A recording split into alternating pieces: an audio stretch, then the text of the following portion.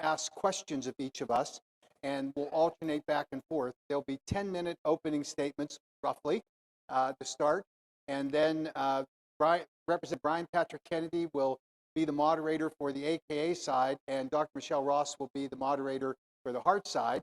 They'll join us on the stage after the opening statement so that their heads don't block the screen on the presentation. That's the logistical part of it. Following the presentations and the questions, each question, the respondent will get 3 minutes, and then the other side will have 1 minute in a rebuttal, each one of the questions, and we'll go through a series of about 10 questions each. Then we'll open it for Q&A, and if you want to ask a question, you simply line up to this mic here so that we can capture it on the live stream. We're live streaming this event, and it will be recorded, so no profanity when you ask the questions, okay? And Jeff, no profanity from you when you're making the statements, okay? And so we'll proceed in that manner. Following this event, when we close it, there will be an opportunity for any who would be interested to have a Q&A session with Dr. Christopher McCurdy, who's one of the world's leading scientists on kratom, and he will be here and will welcome the opportunity to have an interaction with you immediately following this formal debate. So with that, I think we can get started. Are we good, Jeff, on your side? We're fucking great. Oh, damn it. Sorry, my bad. Okay, go get him. Okay, so as I say, welcome to everyone. Everyone knows that in 2016, the catalyst for the recommendation by the Food and Drug Administration through the Assistant Secretary for Health at HHS and ultimately landing at the DEA for a publication in the Federal Register was an event that actually occurred in 2009, where it was reported that there were 9 deaths associated with the consumption of a kratom product that was called Krypton, and that all happened within a 12-month period. And that event properly drew the attention of every public health official in the world, and unfortunately led to some countries in Europe to ban kratom, and then subsequently led to the United States Food and Drug Administration's efforts to ban kratom here in the United States. What has never been told by the FDA, and if you look on their website today, you will see it is not there, is that there was an analysis done in a peer-reviewed published article by Dr. Kronstand with a group of Swedish scientists who found that in fact it was not the kratom product, not mitragynine, but rather O-desmethyltramadol, a powerful chemical opioid that actually caused the death of these individuals. But in 2016, the FDA included those deaths in their analysis, in their 3-factor analysis that was submitted to the DEA. It was a fraud. It never should have been included, and they have a duty at the FDA in order to follow the science along the way. We can go to the next slide. If you leave here today knowing nothing else or taking anything away, you should know that the storm is building about this division in the kratom marketplace between 7-OH products and kratom. Commissioner McCary was quoted on July 21st of 25, indicating that the agency is preparing to seek expanded authority from Congress to crack down on the shipments of dangerous products, specifically including, and I quote, an opioid-like substance found in potent kratom extracts, as well as unauthorized vaping products. The article in Bloomberg quotes McCary as saying that the U.S. currently is essentially wide open to dangerous imports like those concentrating kratom products containing 7-hydroxymitragynine. I can tell you that that signal is out there now, and there will be enforcement action in the United States. We can learn from the next slide, which is the graphic which tells it all. Delta-8 THC. Today, and we go to the next slide, Stephanie. Today, you can see throughout the United States, even at the federal level, that there is an attempt to ban intoxicating hemp products driven by synthetic THC, Delta-8, Delta-10, and any other concoction chemically that these creative marketplace people are devising because they find people who will buy them. They find a marketplace that's rich with cash customers, and they justify their presence on the marketplace because they're better. And today, what Delta-8 THC has delivered is a confusing policy landscape throughout the United States, leading to today in Texas, and I listened to the Texas description in the hearing a couple of days ago in their special session, and the law enforcement people and the medical association testified to the legislatures, you have to ban everything because we can't sort it out. Our cops can't differentiate between what is good kratom and bad kratom. You have to ban it all. They can't differentiate between good THC and bad THC.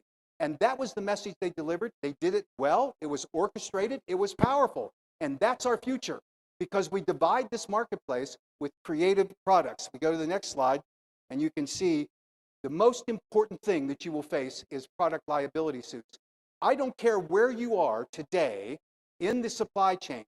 Every manufacturer of raw material products of 7-OH has now been put on notice by the FDA through warning letters that were issued that the FDA has a serious problem with 7-OH products. Commissioner McCary would not have said what he said on Bloomberg, except for the fact that the FDA is now going to target 7-OH. And I tell you, when you get the knock on the door and you are a retail establishment and you have a subpoena that's put in front of you that says you are now being sued, you have no defense to say, I didn't know. Because your supplier knew, because the FDA has issued public warnings. And there are some who would like to say, oh, that only applies to those 7 companies that got the warning letters, and it only applies to them in order to correct the problem. Wrong. That is not the way the FDA works. They put a lot of time in developing this, and they've now put everyone in the country on notice, and you will get that kind of a subpoena because I've received them. The American Kratom Association does not manufacture, nor do we market a kratom product. And yet we have been involved and targeted by plaintiffs' attorneys suing us, dragging us into the conflict because all they're looking for is a settlement. And if you think you are exempt because you only sell and you don't really manufacture, you're making a mistake. And the reality is that that's the real problem. The next slide, I think, differentiates between what 7-OH is and what regular kratom products are. If you look at the mu opioid receptors, and a lot of people make a big deal about this, they say, oh, well, what's the binding affinity? At the AK, we've always looked to the science to inform us about what the binding affinity is, and we know that 7-OH is a partial agonist. It is why the DEA had to withdraw their original scheduling and why it was rejected in the second round in 2018, because the science demonstrates that microgynon is a partial binding agonist. It doesn't go to the euphoric center of the brain. It doesn't go to the respiratory system. 7-OH, on the other hand, is a F1 race car. It goes right to those centers of the brain. It demonstrably has high risks, potentially, of respiratory suppression. But even if it doesn't get there, that's not what the criteria is in terms of a safety signal. And anyone who looks to deaths as the only safety signal, you're making a mistake. It's addiction liability as well, and you will get sued on the same basis. The next slide really shows you what a full agonist binding is when it hits the brain, and relatively, if you look at the next slide, that's the difference. It has a smaller effect, and it goes to different sectors of the brain going forward. The next slide is an obvious thing. This is an apple. All of us know that apples are great. Apple a day keeps the doctor away. If you go to the next slide, these are apple seeds, and if you take a bunch of apple seeds and you chemically alter them, you get into amygdalin, which is a chemical substance from crushed apple seeds, and that delivers, on the next slide, cyanide. Now, does anyone in their right mind think, in the next slide, that this is an apple? It is not. It is a chemical reformulation of the apple seeds into cyanide, and we cannot use this false equivalency of saying, oh, it's a plant, it's safe. We can't use the false equivalency that says 7-OH comes from microgynon.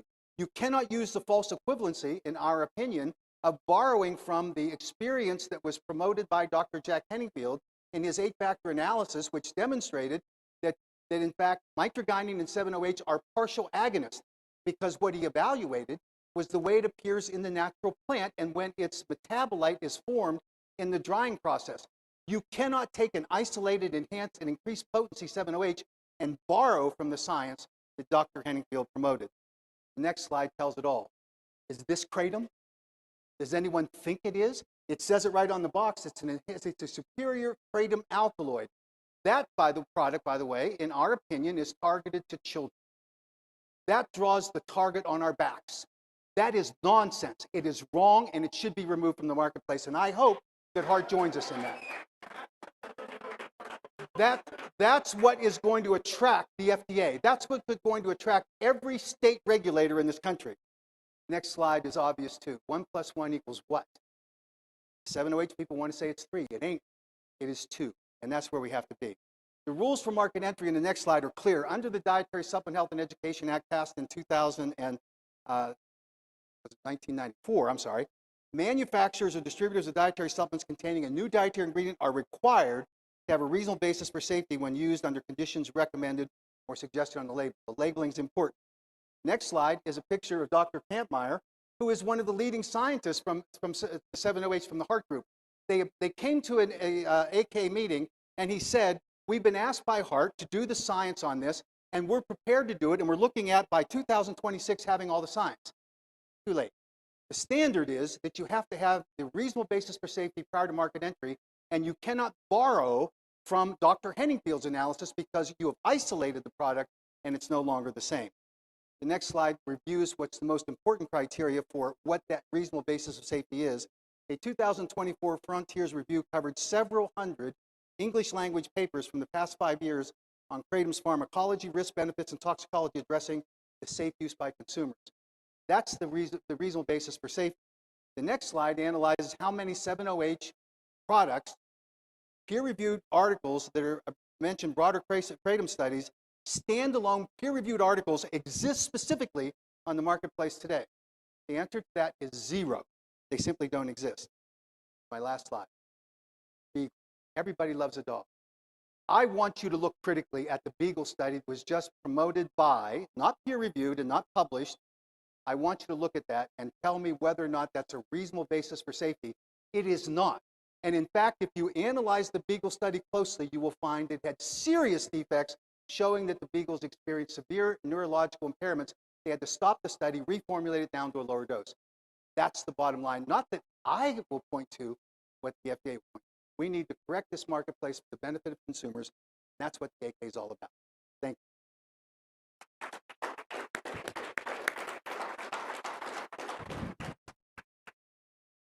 Good afternoon. I'm Jeff Smith. I'm National Policy Director for HART, the Holistic Alternative Recovery Trust.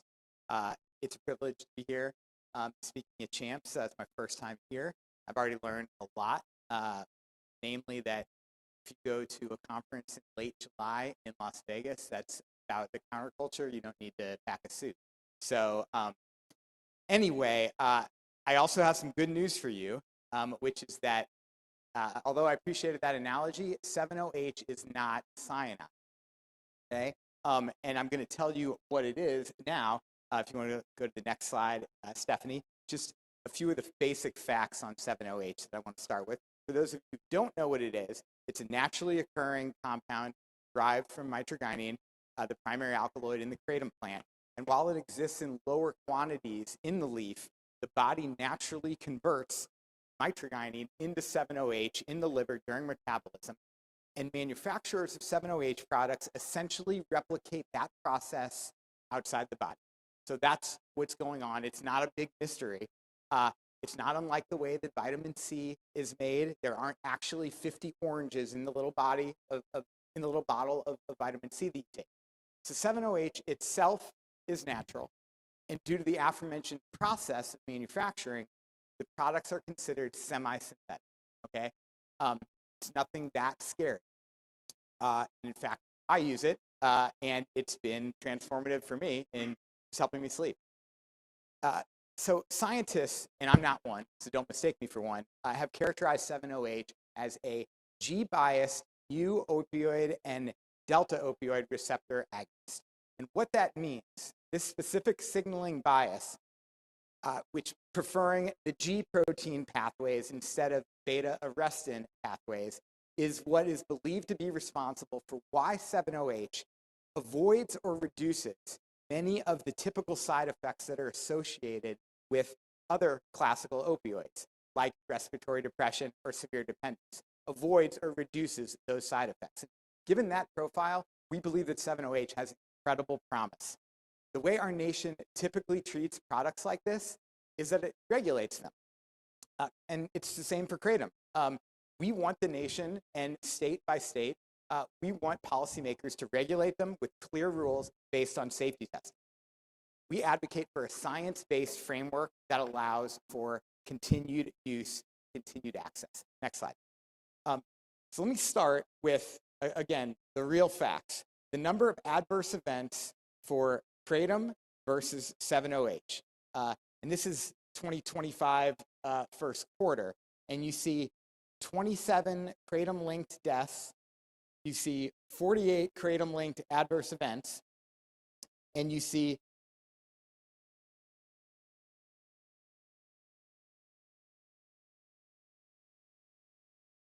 so 0 deaths for 7-OH. I apologize.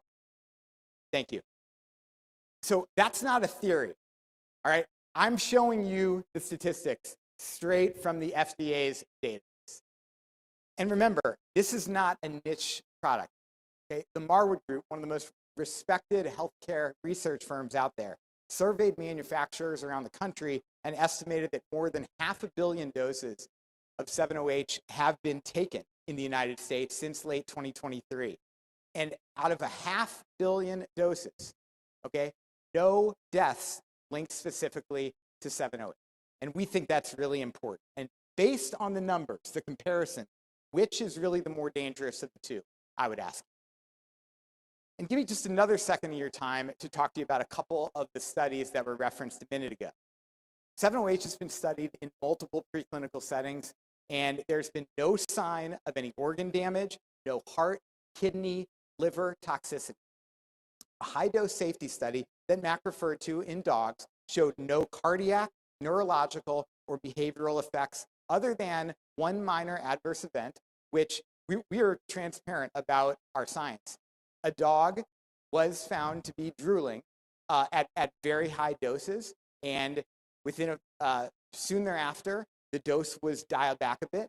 The dog was totally fine. I'm a dog owner. I love beagles. The dogs are well loved and well cared for. And it's important to understand that, and I'll talk about this a little bit later, in the control group as well, there was a dog that had the same, that was also drooling. Okay, so the scientists who conducted that study don't know, can't say for sure, that 7-OH was responsible for that effect. Of course, next slide, not everyone here today has the same view that I do, but our view is that it's pretty simple. Divisive actions by some in the industry are risking the future for everyone who is involved in kratom and plant-derived products. The harshest attacks on 7-OH are not coming from public health authorities or scientific panels. The harshest attacks are coming from inside the kratom industry itself. All right, he talked about, the warning letters and warned you, hey, you might get a subpoena. It's the AKA's own activity that was the precipitating factor that led to those warning letters. So I think there's a little bit of false concern for you there. Why? Why is this happening? It's happening simply because 7-OH is gaining ground as a safe and lab-tested alternative. And that threatens the business model of a small number of companies who are making a lot of money being the only game in town. That's why they ignore any facts that they find inconvenient, like those adverse event numbers. It's why they're constantly telling consumers and retailers what not to do as if they're the sole authority on health and safety. And it's not how responsible industries behave. It's how cartels behave. It's a disservice to customers. It's a disservice to policymakers and the entire plant-based alternative space. From day one, we've taken a different approach at HART. We've pushed for testing, for clear labeling that does not target kids. The ice cream cones that you saw up there, they're not on the market anymore. Okay, they were very publicly withdrawn from the market. I want to make that clear. We want to make sure that not only does the labeling not target kids, but that there's child-proof safety caps on every package. We've prioritized increasing information for consumers and policymakers so people can make their own informed choice based on science and data, like the data that I showed you a few minutes ago. 500 million doses, 3 adverse events, okay? We're not talking about a 1 in a million thing. We're talking about a 1 in 167 million, okay? So I want to, next slide. Thank you, you beat me to it. Cautionary tale. The Louisiana legislature recently passed a universal kratom ban this session. And that should serve as a wake-up call to everybody in this room. That ban did not come out of nowhere, okay? Just like the FDA warnings didn't come out of nowhere. That ban was a direct result of the kratom industry spending so much time trashing 7-OH that it boomeranged back on them and the mud splattered, and policymakers couldn't figure out what to do. 7-OH is bad or kratom's bad. We're banning all of it. And it didn't just happen in Louisiana, it happened in Connecticut as well. It's a cautionary tale, and if we don't change course, it's going to happen in other states all over the country. Merchants and manufacturers are going to be out of business, and consumers will be adrift. Now, we're generally not here to promote one product over another product. We're here to fight for the freedom for people to choose what works best for each person's body. Next slide. And as a regulatory reality check here, this is what the first Trump administration's Department of Health and Human Services said. They stated that banning kratom and its compounds like 7-OH poses, quote unquote, a significant risk of immediate adverse public health consequences. Not our language, but that's the federal government acknowledging. What we've all seen is true repeatedly throughout American history, starting in the 1920s with alcohol, and that's prohibition doesn't work. Doesn't make demand disappear. It pushes products into the shadows, and it creates dangerous black markets where product quality is unregulated and really unknown. So now that we know what can happen if these arguments continue back and forth, see Louisiana and Connecticut, let's all get on the same page and fight together for common sense regulation of natural plant-based alternatives together. I'd ask all of you to consider the long-term benefits for society and the long-term sustainability of your own companies when you make this decision about this issue, instead of being lured in by the very few who don't want competition. The only option to stop bans across the country and keep kratom and 7-OH here for the long term is to stop the fear-mongering and support medical freedom for all. So what's the path forward look like? I've talked to you a little bit about what we're against, but the path forward is the opposite of what we saw in Louisiana and Connecticut, which led to the very government overreach that I think we all claim to oppose. Can I have one more minute like you did? Is that okay? Okay, thank you. We should have all been sitting at the same table in Louisiana and Connecticut, advocating for transparent labeling, age restrictions, third-party testing, responsible use, clear standards to protect consumers. This is the moment to choose collaboration over confrontation, regulation that's common sense over bans. HART's working hard to do that, but we can't do it alone. Next slide. The principles that we endorse are pretty common sense. We want to lead with responsibility, compliance with regulatory requirements, a consumer safety focus, prevention of underage access, transparency in our scientific research, a comprehensive framework for third-party lab testing, clear labeling, and I think that we can agree on this, Mac, product differentiation from kratom so that people know exactly what they're getting. We're trying to build trust, not just with consumers, but with policymakers, regulators, journalists, and the broader public. We're trying to model what it's like when an industry steps up and says, we're going to do it right, and we hope that others will rise to the same standard. So thank you very much for your attention, and look forward to the questions.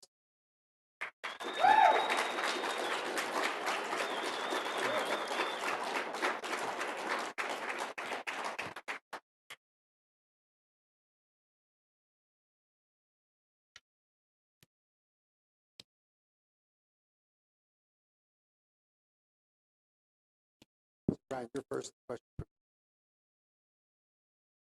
So Mac, 7-OH are often non-traditional products. They are often chemically altered and synthetic or semi-synthetic substances that misuse the kratom name while often putting the consumer potentially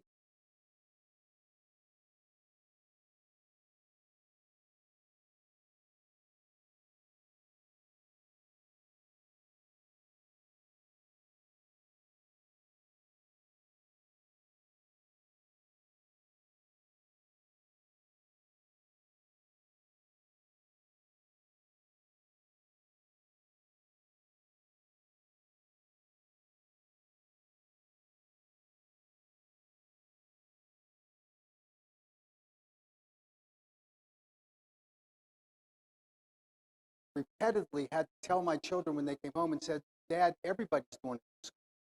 And I said, but you're not. And I stuck to that rule. And we think it saved our children from a lot of agony, heartache, and danger because we took that position that just because everyone else is doing it doesn't mean that it's right. I sat and listened to the testimony of a HART representative in the state of Massachusetts where they testified that you could take 2 pounds of 7-OH and consume it and you wouldn't die. I have 2 pounds of 7-OH. It's about, I'm not sure exactly how it's a kilo.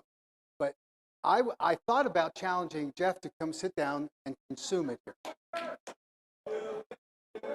But I was told by our attorneys that I'd be liable when he died.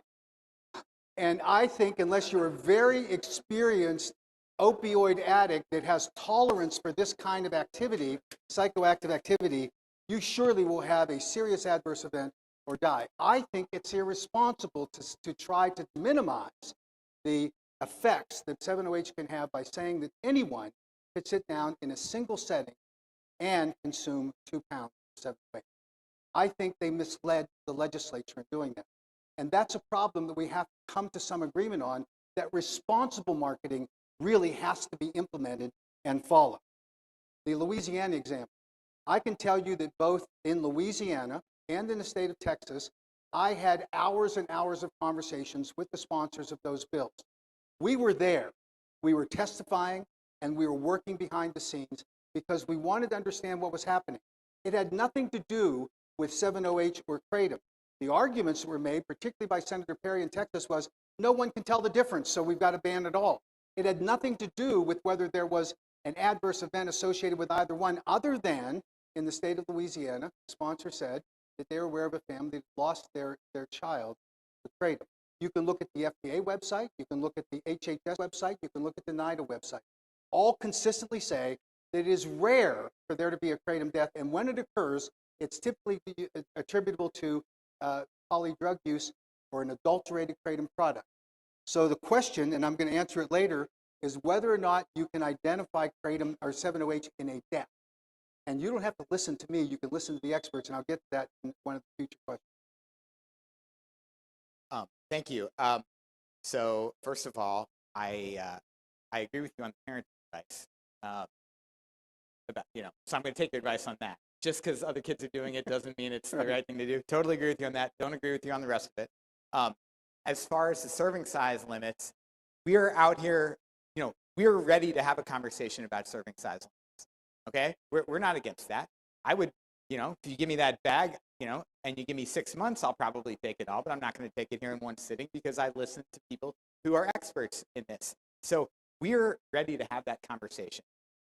You asked about, you noted how rare deaths are.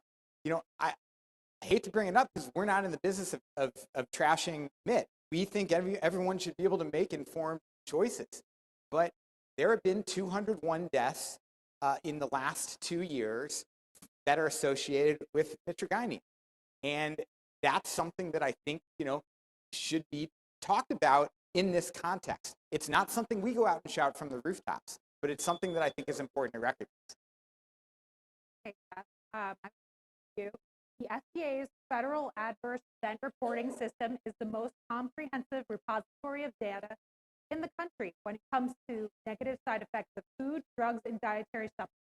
The FDA has raised concerns about the sale of 7-OH products. How do you address critics who argue it's too risky for public use, and that the lack of clinical studies justifies a complete ban on 7-O products?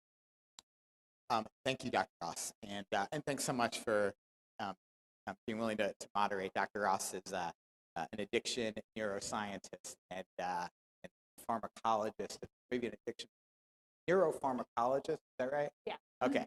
So that's long for extremely smart. So despite the other side's rhetoric, the FDA letters, what they typically say verbatim is that there is inadequate information to make a final determination about the safety of 7-OH. So again, don't let the fear-mongering get you thinking that the FDA has already said we're going to ban these products.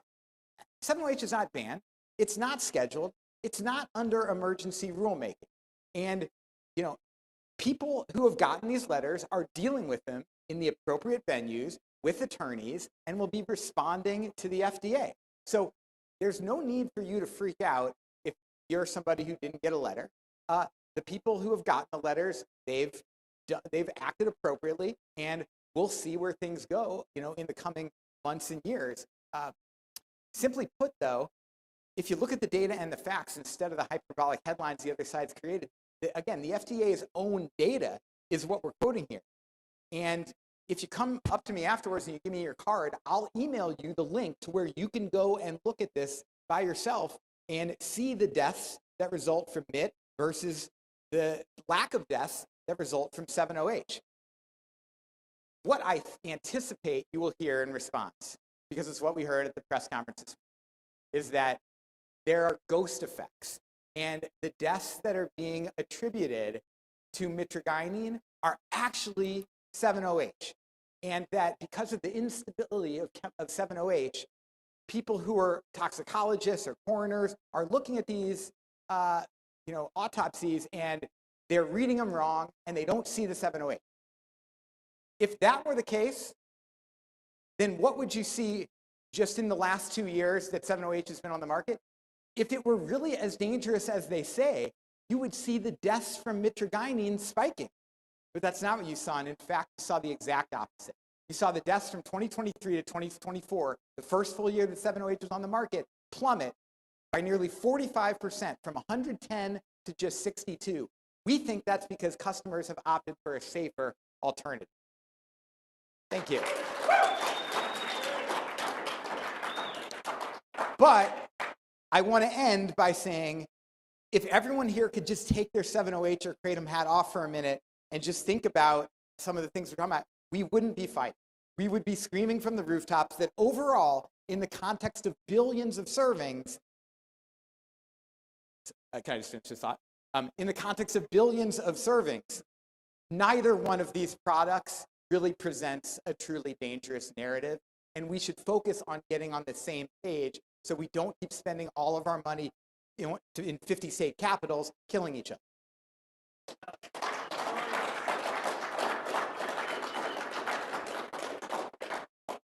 Just to be clear, Jeff, I never let my kids finish their statement. They wanted to argue, but I've gotten older. With all due respect to Dr. Ross, anyone who believes what she just said, that FAERS is the most comprehensive, reliable, and credible database of adverse events in the world, is incorrect. Everyone in this room can go to their keyboard, pick up a phone, and they can make a FAERS database request or a report, and it will pop. It is not verified by anyone until the FDA gets a cluster of events, and then they investigate it to determine whether or not there needs to be action taken. They require the manufacturer of the product their own internal investigation. There have been no clusters that have mandated the FDA to react, to suggest that the FAERS database and all that data they presented showing, oh, the number of deaths, and I'll tell you, he can anticipate what he wants. The scientists, not me, the scientists say that 7-OH is unstable in the blood. It washes out. It is a known scientific fact. That's why you don't see deaths that are attributable to 7-OH, but maybe they're there. And why you see mitragynine, it's very stable, and it is being misrepresented, misreported by those medical examiners and by coroners, and that's what the FDA, NIDA, and the Secretary of Health and Human Services says about those deaths. Matt, 7-OH advocates claim that there is no safety signal where 7-OH is the cause of any death, and therefore concerns about safety are completely unjustified. Do you believe this is true? Well, as I just said, you can't rely on the FAERS database as a reliable, credible database to determine whether it's true. Neither can you draw data about the deaths. But I think you have to turn to the scientists. At the conference that was held at the University of Florida, I think it was the 4th International, maybe the 5th International Conference on Trade, a representative of NMS Labs spoke. NMS Labs is the largest toxicology screening company in the United States, handling all of the autopsy reports, or most of them, from medical examiners and coroners and law enforcement agencies. And this expert stood up and said the problem with 7-OH is that it's unstable. The problem with 7-OH is it washes out. The problem is with 7-OH is that you don't detect it in a post-mortem toxicology screen, and all you see is a low level of mitragynine, which is what all 7-OH products have, a very low level, and that's what is blamed for a kratom-only death. It misreports it, it is incorrect, and it simply cannot be tolerated or relied upon as a basis for anyone to say that is a kratom death. We need to analyze this thing carefully. All of us do, whether you're in the kratom business or the 7-OH business. And after we agree that we're going to rid the marketplace of 7-OH products calling themselves kratom, then we can have a better discussion, because then reports that are received by the FDA, by NIDA, and by the DEA are going to be evaluated more accurately and correctly as we go along. But I repeat again, if the standard for safety signal is deaths, we are trapped. We're trapping ourselves. Because the truth is that a safety signal also goes to the quality of life of the individual that's consuming your product. Are you dependent? As kratom studies have shown that people can become dependent on kratom. That's not a great thing. You can become dependent on caffeine and coffee. The question is, how do you get off of that addiction or dependency? You can do it easily with kratom because it is known as a partial agonist, doesn't activate the pathway in the brain that goes to that euphoric high that draws you back to that addiction. That's the bottom line. Anyone who suggests, oh, we don't have safety signal yet, has not looked at the experience that people are reporting about addictions to 7-OH, because they are full binding agonists, mu-opioid receptor. That's the reality. And we may find that they are very good, because they're that powerful, they're very good analgesic activity that make them an excellent candidate to be evaluated by the FDA as a new drug, because it may knock out all the opioids. Maybe it's the nirvana that we get to, but to sell it as an over-the-counter product and not have the safety data that's associated with it, that's a mistake, and that will be the death of this industry. We can make a quick buck today, cash in at the bank, at the expense of these consumers, and we're killing the industry in the process. Where's the reasonable basis of safety for kava, kratom, mixtures? There isn't. So the same could be said of other products that are on the market sold by your members. Look, you asked about the signal. If 7-OH were truly as dangerous as the fearmongers allege, we're not waiting to just see deaths. Where are the breathless nightly news segments about ERs that are deluged with people who have taken 7-OH? Don't exist. Where's the huge spike all around the country in poison control calls? Don't exist. Where are the urban public health leaders saying that other people are dying in ERs because they can't get a bed because of all the people with 7-OH poisoning? They don't exist. Okay? None of them do.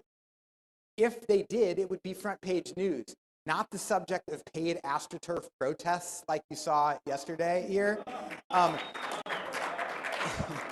I asked 4 friends of mine who are ER docs in St. Louis, in New York City, in Atlanta, in San Francisco. None of them had ever heard of 7-OH. They've all heard of tranq, okay? They've all heard of tranquilizine being mixed with fentanyl. They've never heard of 7-OH.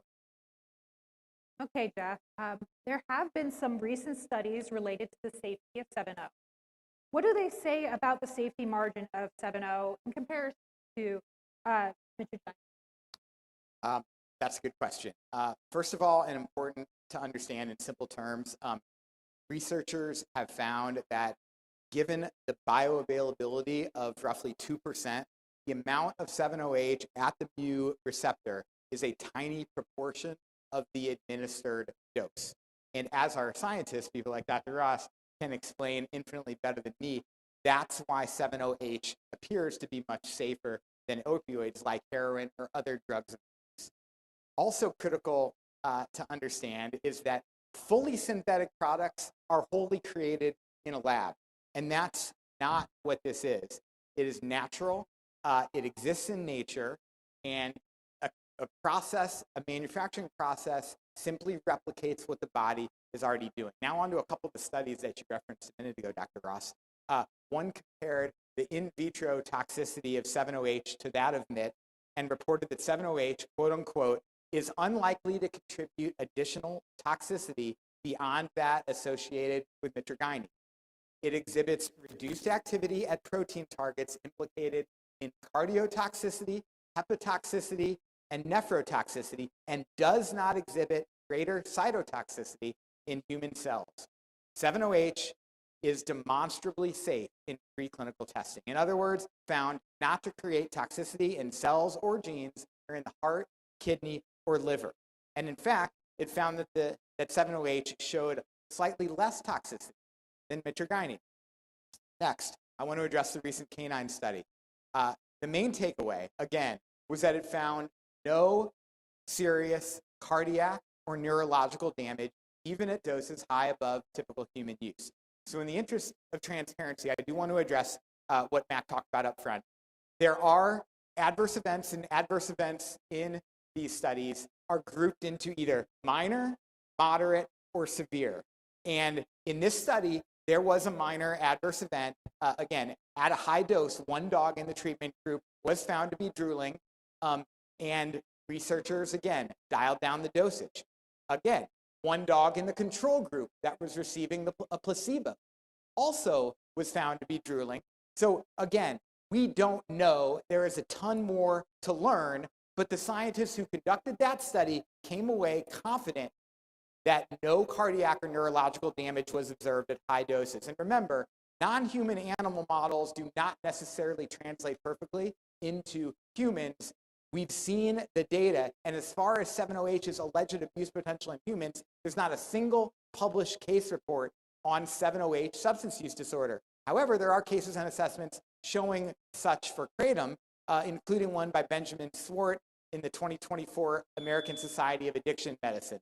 So to set aside all that research for a minute, we don't want to be here in the business. We don't want to be in the business of casting aspersions on mitragynine or kratom. We want to work together to fund more research, to learn more, so everyone can take these plant-based alternatives safe.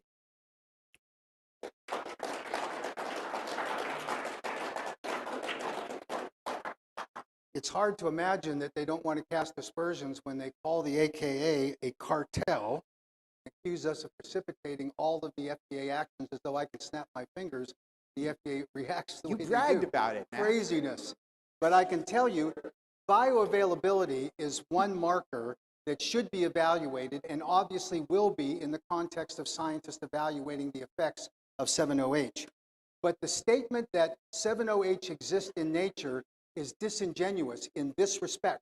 Nowhere can you find 7-OH occurring naturally in kratom or any kratom-derived product that's out there on the show floor at 100 milligrams, 180 milligrams. That's crazy. These are synthesized, chemically manipulated products, and you can't hide behind the fact that it occurs in a drying process at very low levels when you isolate it and you enhance it. That's disingenuous, and you can't rely upon that as a way to justify being on the marketplace.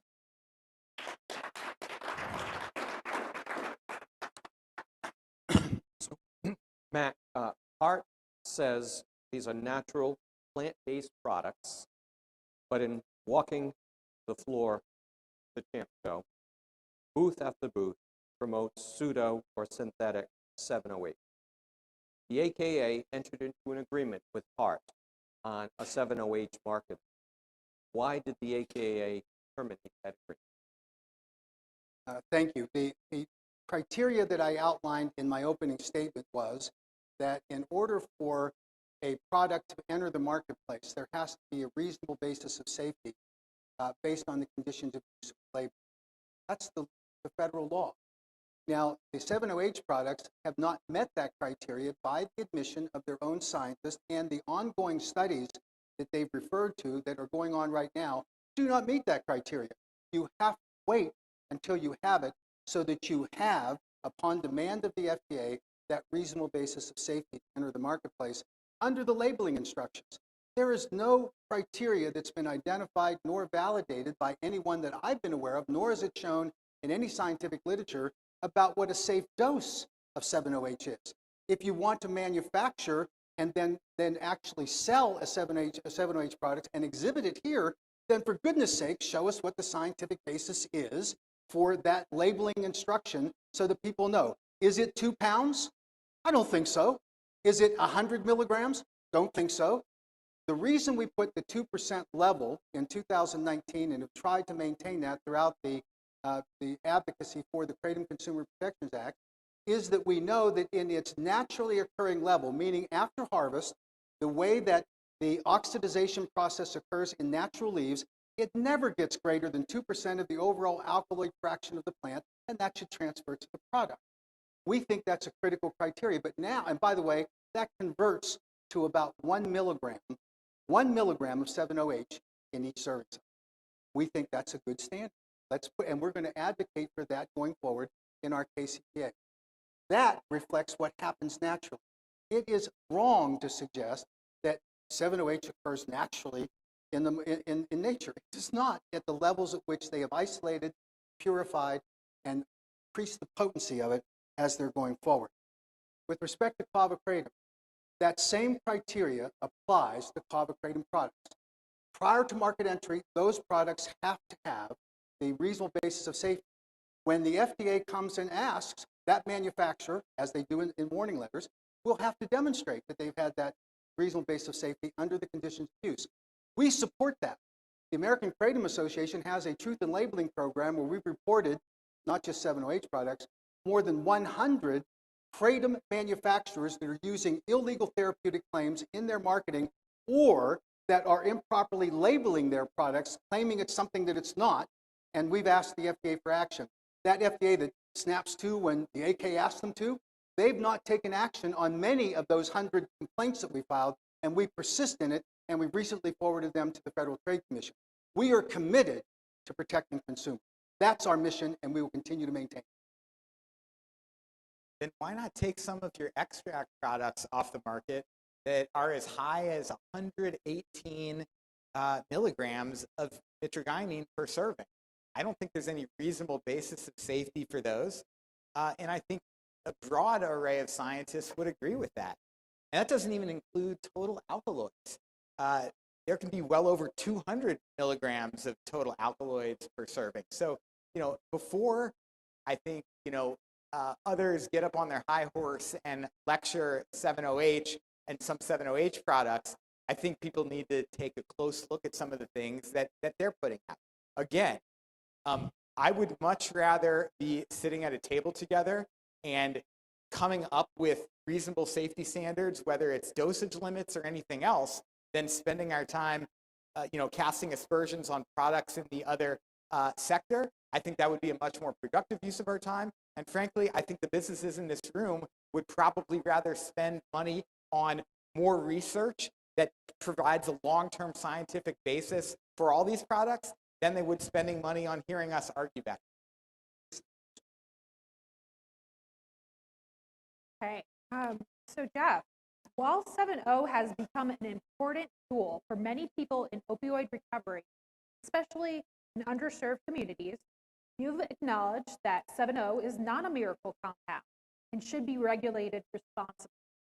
What type of regulatory framework do you envision that protects consumers without banning a product that has demonstrated safety and demand? And what is HART doing to promote accountability, consumer protection, and product transparency?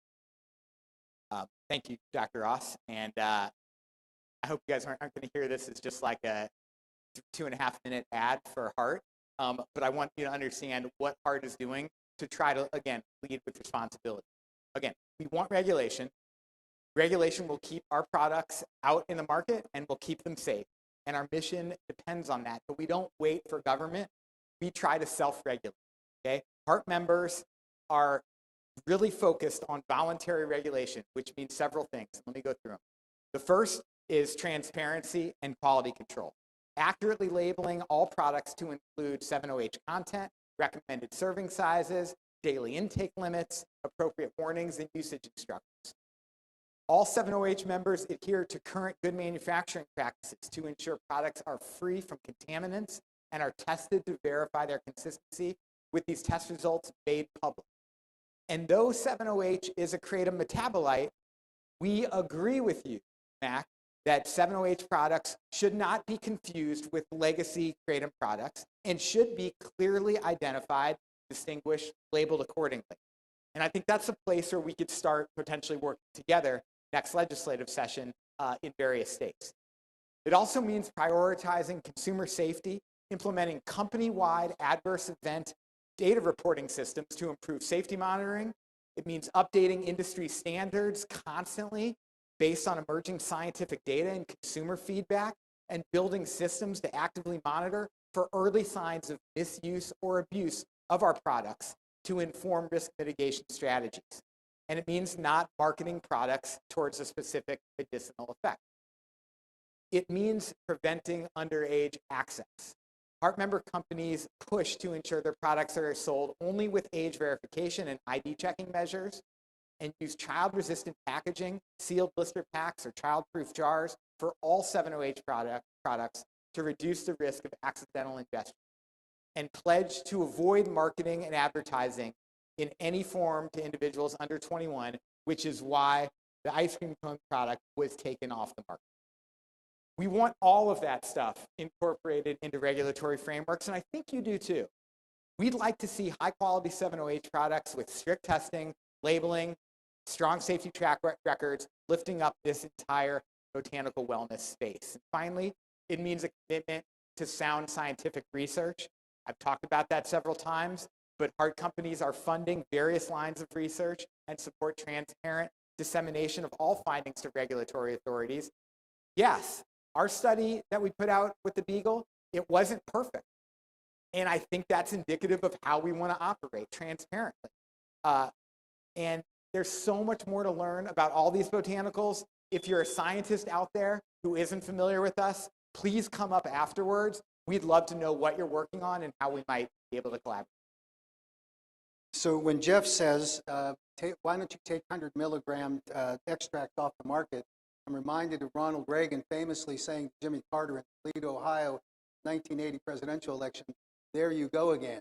The truth is that the American Kratom Association is opposed to any product, Kratom product, that is on the market that doesn't have the adequate basis for safety and doesn't have the conditions of use covered. And we want 100 milligram highly concentrated and highly potent extracts off of the market, and we have reported them to the FDA. We don't have that in process. We're doing it today, and we don't defend it. I have people across the country call me and say, "You're trying to put me out of business." And these are people that are small batch by their description, small batch manufacturers. They're manufacturing Kratom products directly from the material they receive from a farmer. And I tell them, yes, I am. Unless you're willing to follow the GMP practices mandated by the FDA and you're willing to label your products appropriately, I want you off the market. And that stands today as I stand here with you. Matt, 7-OH advocates claim 7-OH is a partial agonist, same as mitridine. And previous work by Dr. Jack Henningfield has shown both MIT and 7-OH do not trigger addictions like opiates. What's your opinion on that issue? Well, first I'll say that I think it's a mistake for 7-OH people to try to borrow from Jack Henningfield's work in 2016 in his 8-factor analysis that was contributing to the decision by the DA to withdraw their original scheduling request. Because the 7-OH that was evaluated in that 8-factor analysis was that oxidized material that is contained in naturally occurring kratom leaf drying, and it was not at an isolated super potency level. Same is true in 2018 when the evaluation was made by Dr. Jawad when he rejected the FDA's scheduling request for kratom, and he said that it was based on embarrassingly poor evidence and data, but his evaluation was based again on products that were manufactured at the time he evaluated. Fast forward to 2023, which HART tells you is the first date upon which a synthesized or semi-synthesized 7-OH product entered the marketplace.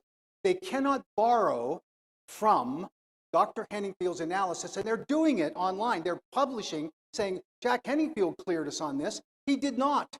His analysis of the kratom material that was being proposed for scheduling was based entirely on what was available in 2016 and 2018, and there was no artificially or oxidized 7-OH material that was highly potent that had been produced. So I think that's critically important if we try to do what we should be doing in protecting consumers in the marketplace.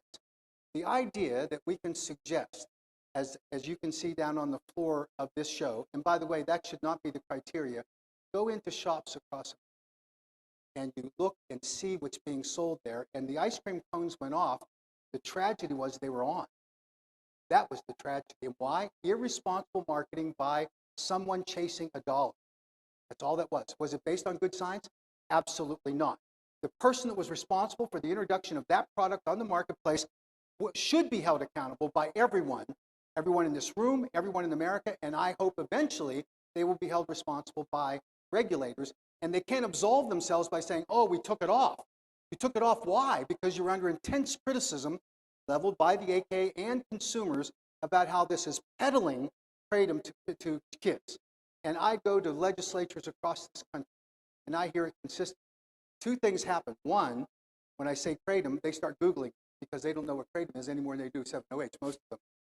Then they say, what about the kids? That's what they ask. And why would we paint a target on our backs? Why would we manufacture a product? And by the way, the ice cream cones aren't the only thing. There are 7-OH products on the market today called Smurfs. Smurfs! Now defend that. Can't.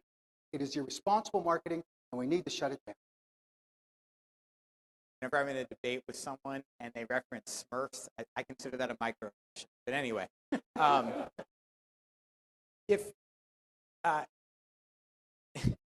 as far as reasonable basis of safety, I got to keep coming back to this because you're talking about the products on our side, and that people should be ashamed of themselves, and they have to answer for this, and they haven't been held accountable.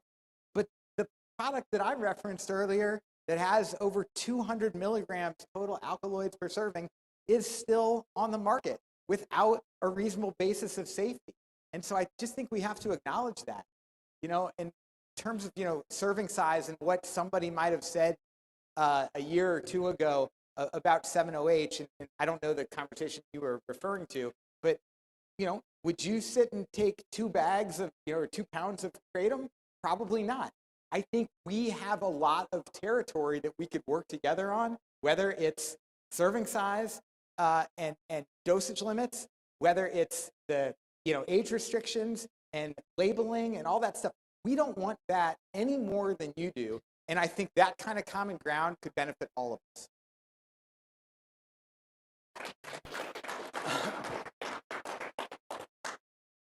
Okay, Jeff. Data shows that overdose deaths in the U.S. have declined since 7-O products became widely available. Does this correlation suggest that people are opting for safer alternatives, and what should policymakers take from that? That's a great question, Dr. Ross. I want to be careful here because as not a real scientist, but a social scientist, I want to stress that correlation does not necessarily equal causation. That said, I just want to throw out some facts and some numbers, okay? Per CDC data, fatal opioid overdoses peaked in August 2023, which was the month before 7-OH became widely available. After 2.5 decades straight of going up, with a few different waves, but going up steadily since 1998. The second decade of that saw rising availability of traditional kratom. But the first year that fatal opioid overdoses actually declined out of 25 years was 2024. Again, the first full year that 7-OH was widely available throughout the United States. Over 500 million servings have been consumed since late 2023. And a large number of consumers who voluntarily provide testimonials report that they use it to ease opioid withdrawal. Let me take that data, because I think that big picture data is compelling. I'm going to try to make it a little more granular for you, which I know made it more compelling for me. The state in the country that most vigorously enforces its ban against 7-OH is Utah. Utah was the only state in America. It had the largest increase in fatal opioid overdoses in 2024 of any state in the country. Also the state that rigorously enforces its ban. Conversely, 3 of the states that saw the biggest decline, with plummeting rates of fatal opioid overdoses by 35 to 40%, West Virginia, Virginia, and Florida, are 3 of the states with the highest per capita consumption of 708. So I think when you dig down into the data and get a little bit more granular, it makes the story, more interesting. Again, want to emphasize that correlation doesn't equal causation. I'm throwing out data points, and it's going to take social scientists years, if not decades, to really disentangle all the factors behind this, because there are probably a lot of factors, as there are in any major trend like this.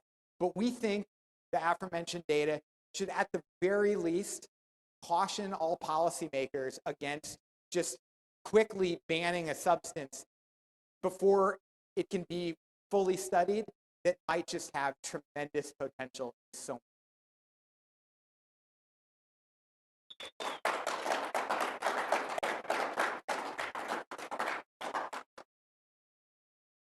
So the fact of the matter is that there's an old adage that says that you can take statistics, you torture them as much as you like in order to get them to confess what you want.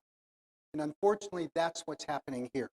There is a lag time between the passage of any legislation when it is implemented in the law, and they need to go back, HART needs to go back and look at the implementation dates of those states. And then there is a lag time between the rulemaking that's done by the state agency and their enforcement of it. And then, as we have seen in the kratom space, there's a lag time, if it ever comes about, of strict enforcement. Utah just started enforcing in 2025 with 708. So this is something that is an evolutionary pattern as you go forward. But to suggest that there is a correlation between the reduction in opioid overdose deaths and the introduction of 708 products is particularly offensive. In fact, out of COVID, people started socializing. The big deaths were during COVID when they were sitting home alone and overdosing. Coming out of COVID, what did we find? People socialized. And then Narcan, which was made by the government, available to everyone over the counter. That's why it is, and there's a Pulitzer Prize that's given to a newspaper for reporting on that and what the government did. And I'll finish with this if I can.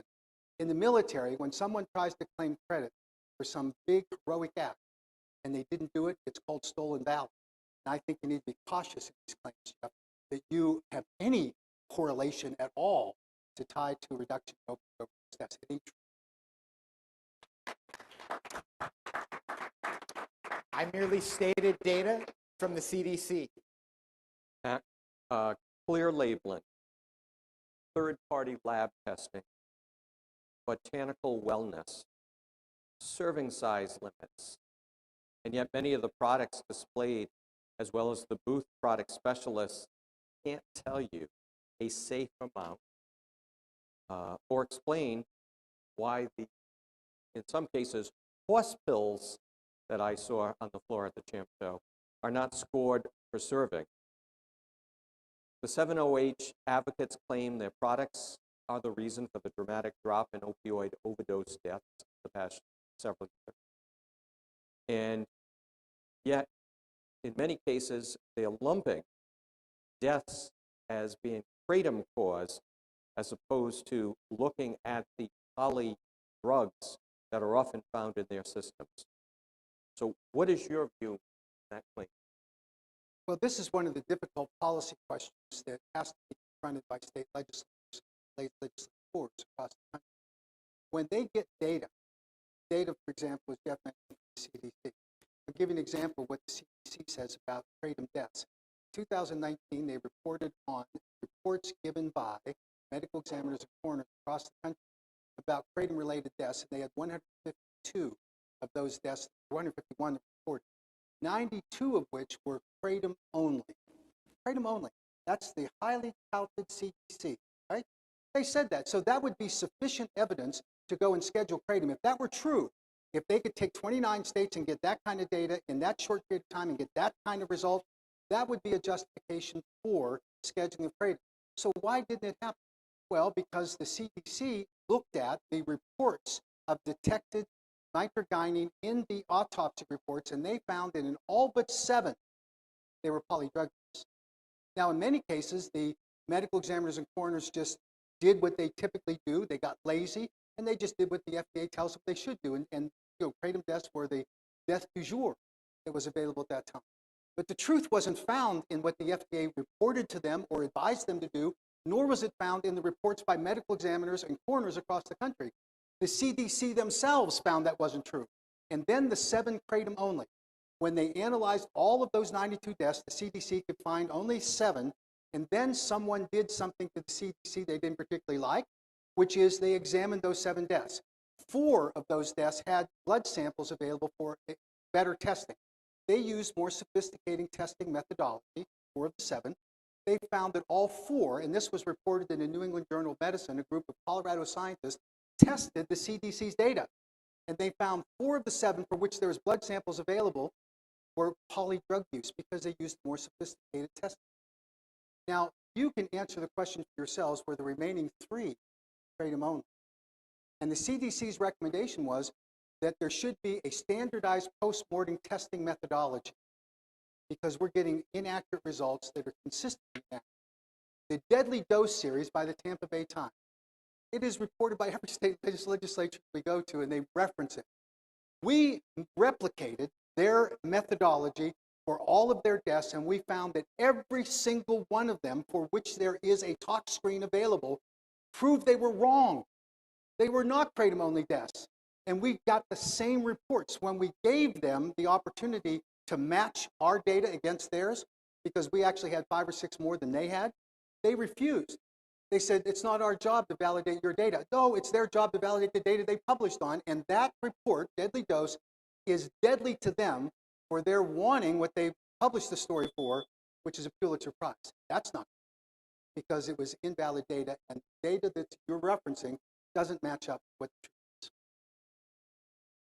So, again, I want to reiterate what I said in the opening, which is we're not out here campaigning for a kratom ban, okay? When the other side comes out swinging over and over and over in every single state capital, we have no choice but to point out the fact that there are 100 times as many adverse events in the FDA database related to kratom versus 7-OH, but none of us gets out of bed every morning wanting to talk about that. We don't have any interest in talking about that, okay? We believe that, again, billions of servings of both of our products are taken every year. And for the most part, consumers are singing their praises, and consumers know better than we do how their body works. We want to respect that, and we don't think the FDA has the numbers on either your products or ours to proclaim that they're unsafe. So I agree with a lot of what you said. Okay, Jeff, speaking of consumers, what role do you think 7-OH fills in pain management, recovery from substance abuse, or mood disorder? Thank you for the question, Dr. Ross. Again, I'm not a scientist, and I want to be careful here and not make a medical claim, given the FDA situation. But through consumer testimonials, we've learned a ton. I've read through some of our company's consumer testimonials. I've read the Marwood report. I've read hundreds of these testimonials, and I've talked to tons of users. And what we've learned is that thousands and thousands of adults are consuming 7-OH products for a wide variety of reasons. The ones mentioned in the question and others as well. And we are going to keep listening to them in coming years to better understand how 7-OH helps different people in their daily lives. Yes, we have some consumers who discuss recovery a lot. And I know that goes for kratom as well. We have a 7-OH consumer that wrote an op-ed recently about how happy she is that she can finally lift her toddlers without pain because she didn't feel like she was an adequate parent because she couldn't pick up and walk her kid. And I'm, can have my own story. For all the Gen Xers out there, remember the old infomercial? I'm not, at the end of the infomercial, the guy was like, I'm not just the president of the Hair Club of Men, I'm also a member. Well, I'm not just the national policy director, of HART. I'm also a happy consumer who can finally sleep more than an hour at a time, thanks to, since I started 70H. So there is a reason that 500 million servings have been consumed. And it's all the things that we're referencing and all the things that Dr. Ross explained, I think, so well in the 7 Hope panel earlier this afternoon. Ultimately, the key takeaway is that consumers know better than we, and HART supports medical freedom. The idea that in America, adults should have the right to make their own choices about improving their daily health and wellness until or unless a substance has been shown to have more harm than benefit. And there is a movement that is sweeping across the country that is very skeptical of big pharma and is demanding freedom to make these choices, and we're happy to be a part of it.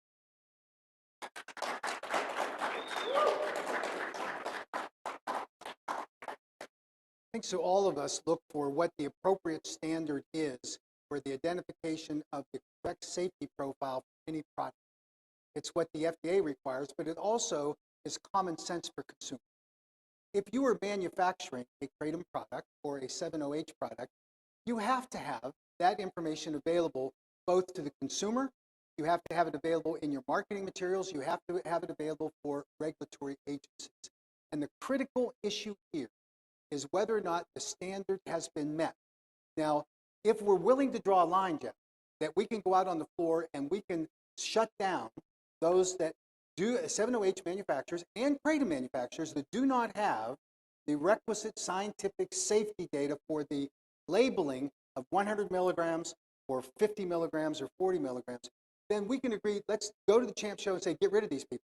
I'm all in on that because we're about consumers and we're about making sure that when we get to the bottom line that these products are safe. And those vendors out there aren't going to like this. They're going to say to you what I hear, you're trying to shut us down. You should be. And we think everybody in this industry ought to be cognizant of the safety for consumers. If we're not, we're lost souls. We need to defend the consumer. Yeah, I mean, 70H. Is it your turn? Oh, I'm sorry. Is it your turn? No. I lost track. Okay. No, she asked you a question, so it is my time. Yeah, it's his turn. It is my time. There he goes again. Okay. Okay. Can you explain divergent approaches taken to regulation of 7.0 in various state capitals this year? Yes, I can talk about that. First, and briefly, I get the kind of like, well, you take your products off the market and you take your products, and we can do that all day. I wasn't going to come here and talk about the Happy Hippo Kratom targeted at kids, but we should get together and talk about dosage limits, and we should do it with scientists informing the conversation. We should get together and talk about the marketing stuff with experts on what appeals to children in the conversation in the room. So I want to just start there. About the divergent approaches taken to regulation of 7.0H in state capitals. There's been all sorts of outcomes around the country in state capitals. You got states like New York that I think did a really good job this year. They passed 2 pieces of legislation, age restrictions limiting 7.0H and Kratom consumption to people over 21, and a law to ensure transparent labeling. They're really laying the groundwork for the kind of comprehensive science-based regulation that we push for. That they are showing that it's possible to both protect consumer access to things that are helping them in their daily life while also protecting public health. So we love what New York did. In other states, such as South Carolina, there were compromises that not everybody on our side loved that require a differentiation on the shelf between Kratom and 7.0H products. And we were comfortable with that, but not everybody on our side loved it. Sometimes, that's what compromise is all about. And then there were states such as Louisiana and Connecticut, where the other side's fear-mongering about 7.0H backfired and killed the whole Kratom industry by causing a universal ban on all Kratom and 7.0H products. And, Kratom in general, it's not just 7.0H, Kratom in general is facing an existential threat in a lot of state legislatures.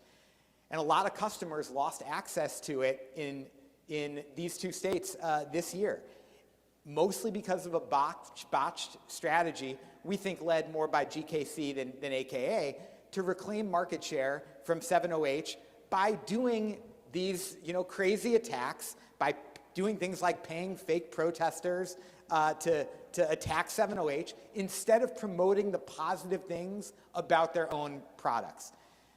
Nobody should be willing to risk the entire industry sector over condemning somebody else's work. And in our mind, the evidence is pretty clear.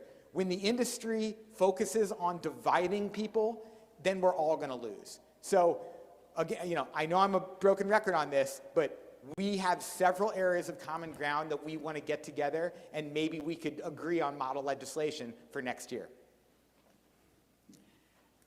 So I think that the bottom line here is that if our attempt to protect consumers is rooted in advising the manufacturers on how they should manufacture and label and market their products, I think that's fair game. And we've worked actively in that space to remove vendors from our website that violate the standards that we have set, both on a GMP standard and on, you can cynically say that to me, it's true, okay? And I can prove it.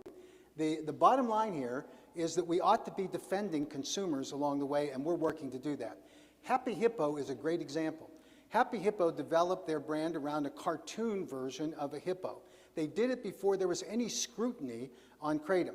When the state of Utah appropriately looked at the way that their material was potentially appealing to children, Happy Hippo agreed to abandon a high investment in their brand, and they're changing that packaging to make sure it's not appealing to children.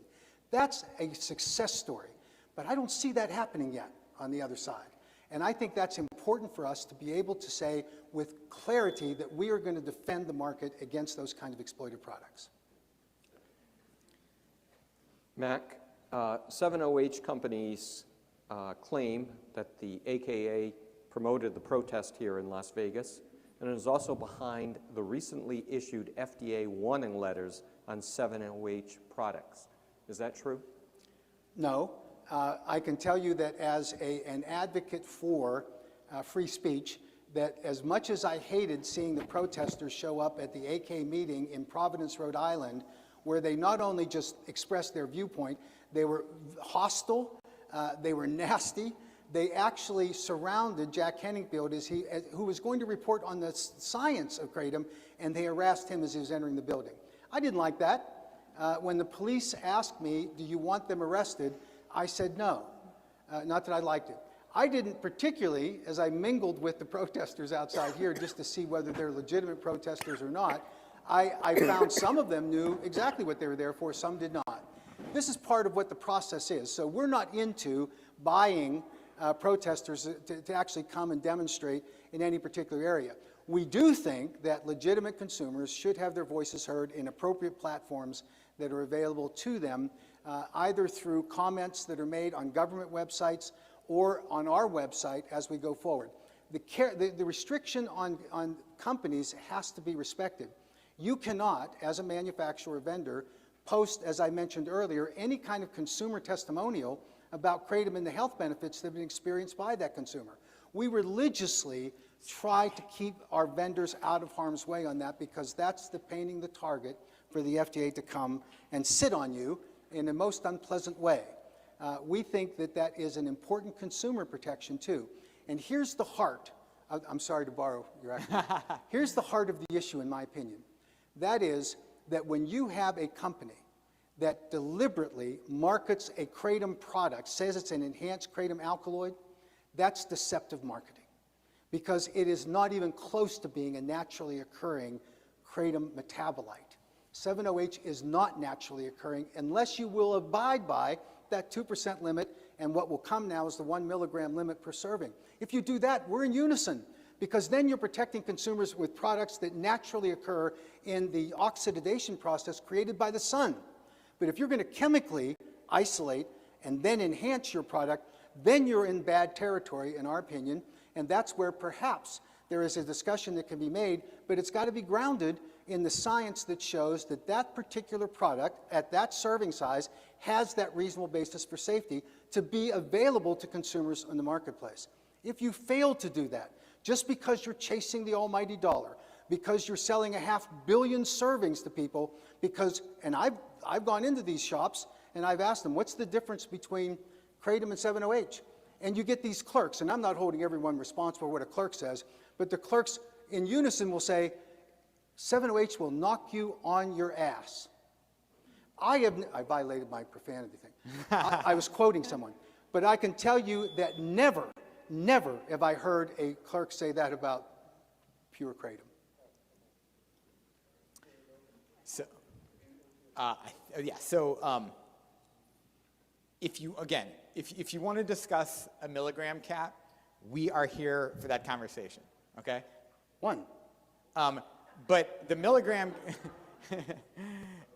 but the 2% thing is just totally arbitrary, and it's not science-based. And we want to have these conversations, again, based in science. The 2% cap basically, you could get something with 20 milligrams of 7-O and 1,001 milligrams of MIT, and that's legal, right? And obviously, it would be ridiculous for any consumer and probably very dangerous for any consumer to take a product like that. And so I think instead of the arbitrarily picking a percentage that will just force current 7-OH products off the market, we should look to science to figure out what an appropriate dosage limit would be.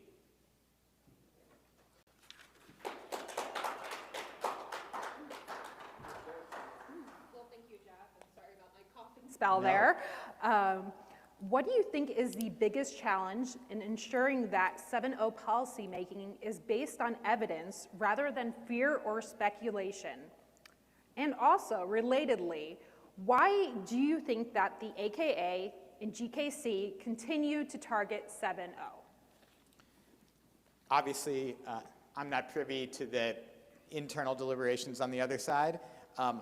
I can only assume that it's due to the fact that legacy manufacturers on the Kratom side have lost some market share.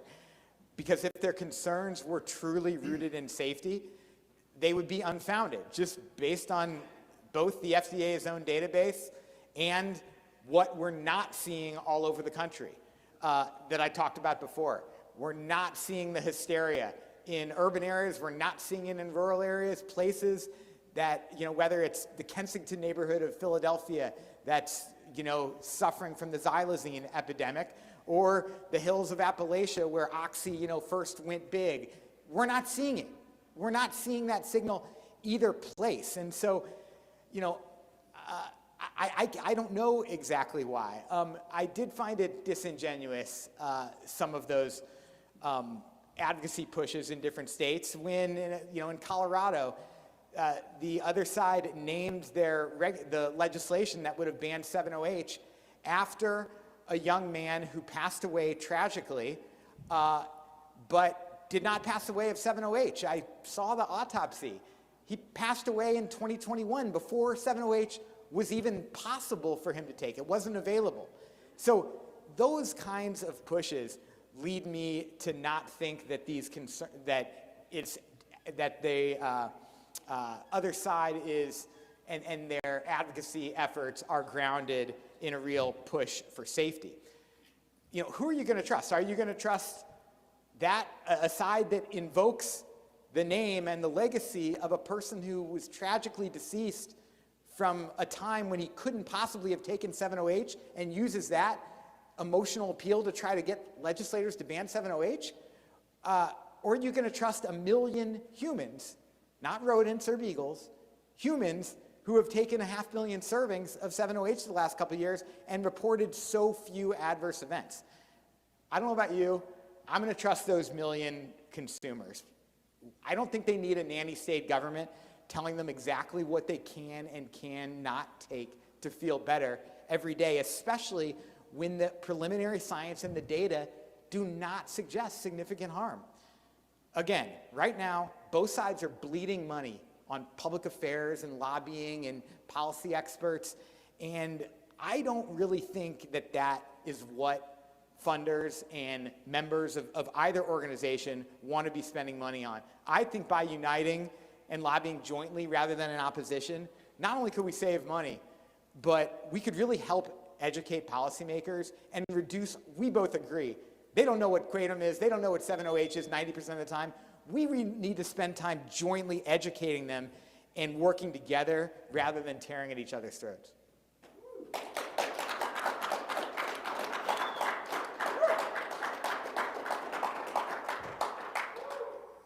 So there is no record that would demonstrate that the AK has ever advocated for the naming of a piece of legislation other than as the Kratom Consumer Protection Act. And if you look at Colorado closely, the opposition that the AK had to that bill was because of an attempt by the Global Kratom Coalition to unfairly and unscientifically oppose legitimate kratom extract products, because the GKC mantra then was, we're going to attack extracts, making us the boogeyman. So we fought that battle, and even though the name survived, the provision that outlawed extracts did not. And we will continue to work in Colorado. It had nothing to do with 7-OH, frankly, because that provision is consistent with every other Kratom Consumer Protection Act that we have advocated for across the country. I think that where we can find common ground is where we can civilly have a discussion and promote to legislators what the appropriate consumer protections are, and that I think we'll get to eventually. All right. Matt, Thank you so much, Dr. Ross, for the great questions. Thank you, Mac. You guys started with the first question. That was, oh, you guys have more questions? Yeah, I thought we were going 10. Well, we can do one more. Oh, Let's do one okay. more. Yeah. And then we're done. because we are actually out of order because Yeah. you jumped the gun, Oh, I did? Okay. Yeah. and I actually was following the format. My bad. My bad. So- Okay, you guys go. Let's do one more round, and then we'll do the closing Okay, statements. sorry All right. about that. I just want to make sure the viewers at home understand. I was not out of order. All right. Mac, they claim scientific studies exist regarding the safe doses of 7-OH. So why is AKA advocating for a 7-OH limit of 2% of the overall alkaloids in a product and a no greater than 1 milligram per serving of 7-OH? So it's about safety. And we think that if you convert the naturally occurring levels of 7-hydroxymitragynine that occur in the drying of the plants, then that's the level it should be done. And we agree that the 2% level that was initiated of the overall fraction of the alkaloids and metabolites in the plant, the compounds, was not a very accurate and precise number. That's why, and at the time it was our best guess at it, informed by some of the scientists that were working on this. It certainly tried to mirror what we were looking at in terms of the raw materials that are being imported into the United States. We have since been informed by new science that the better approach to this would be to not only limit it to the 2%, but also say that a serving size cannot exceed 1 milligram, because that's what the 2% converts to in the naturally occurring drying process of 7-hydroxymitragynine in the natural leaf material. That's the basis for it. Now, if you isolate, synthesize, semi-synthesize, or fully synthesize out of thin air a 7-hydroxymitragynine or pseudodoxal product or an M product, then I think you have to have stricter standards. And that's why, until and if the 7-OH industry can produce the science that demonstrates that a consumer can safely consume at a serving size level documented by science that's above 1 milligram, then let's have that discussion, but not guess at it. Don't say, well, look at the 500,000 people or the 500 million people doses that have been administered, and we don't have any adverse event reports.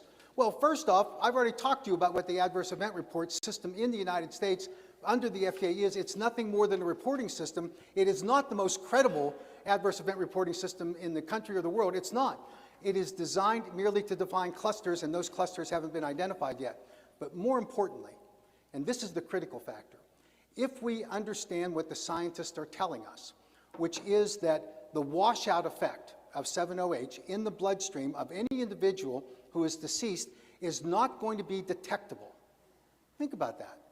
If a person consumes 7-OH and has an adverse event that leads to a death, and let's just assume that hypothetically, if it happens, and it cannot be detected by a medical examiner or a coroner because the testing methodology doesn't exist to do it, or because the 7OH is so unstable it washes out, then how can anyone credibly stand in front of any audience and say, there's no deaths related to 7OH?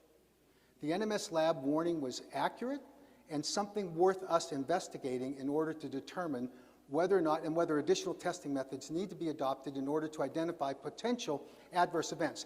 I am not suggesting that any of us in this room want anyone to die from the consumption of your products, but do not hide behind the plain statistical data that says there's no proven 7OH death yet. That's not the right standard, and look at the addiction liability, which is in front of us and there and available for discussion.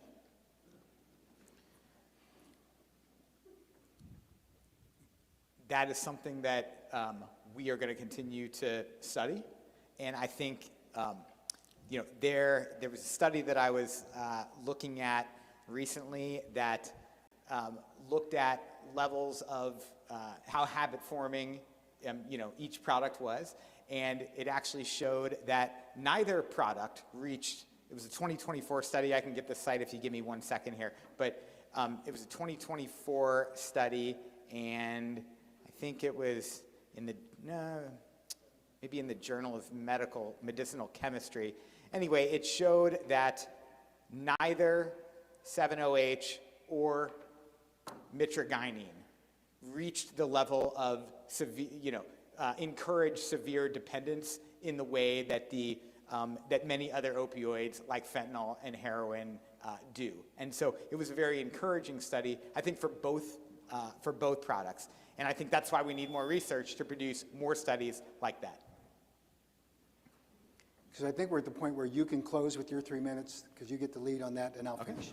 Okay. Well, thanks everybody for being here. Again, it's... That was fast. Well, let's let him get it set. We got it set for 3 minutes? Okay. There we go. Yeah, I think, I think we've watched the market kind of gravitate in the direction of 7OH over the last 18 months. And I think people should listen to the market. It doesn't mean that we're anti-traditional kratom products. We absolutely think that there's a large place in the market for traditional kratom products. And frankly, I don't understand why this has developed into this winner-take-all battle, because I think there's a more than large enough market throughout this country, if we get on the same page, for merchants and manufacturers to make great livings off both of them, and most importantly, for consumers to benefit from both of them. Everybody's got different neurochemistry, everybody has different types of pain, and everybody could benefit, I think, everyone benefits from different types of things. And so I think the last thing we should be doing is prematurely cutting off the science by going after certain products simply because they happen to be gaining market share. So if you're interested in a more unifying approach, if you're interested in some of the principles of leading with responsibility that I laid out when I talked about HART, please come up to one of us after this and let us know who you are and what you do and how you might use your voice. All of us need to go and advocate with policymakers, be in state capitals, send emails, make phone calls, and let them know that we do not want our medical freedom constrained in the name of an intra-industry turf war, okay? It shouldn't be about this person profiting or this company profiting. It should be about what are consumers asking for and who is doing the best job of making a product that can safely appeal to those daily health and wellness needs. If this were as dangerous as the other side is saying, why did 1 million people gravitate towards it? There are not that many people in this country that have a death wish. There's a lot of people in this country that just want to feel a little bit better today than they did yesterday, that just want to sleep a little bit better tonight than they did last night. That's why we're here. So if you're interested, come and visit with us afterwards, and we can talk about how you can get your voice as part of HART's larger voice. Thank you to the AKA for sponsoring this. I think we did it jointly, but thank you for conceptualizing of this conversation. Thank you to you for coming all the way from Rhode Island and being, I love the accent. And thank you, What Mac. accent? And thank you, Mac, for inviting me to do this. I'm new to this space, and you're a decade in, so you're a veteran, and I really appreciate the hospitality.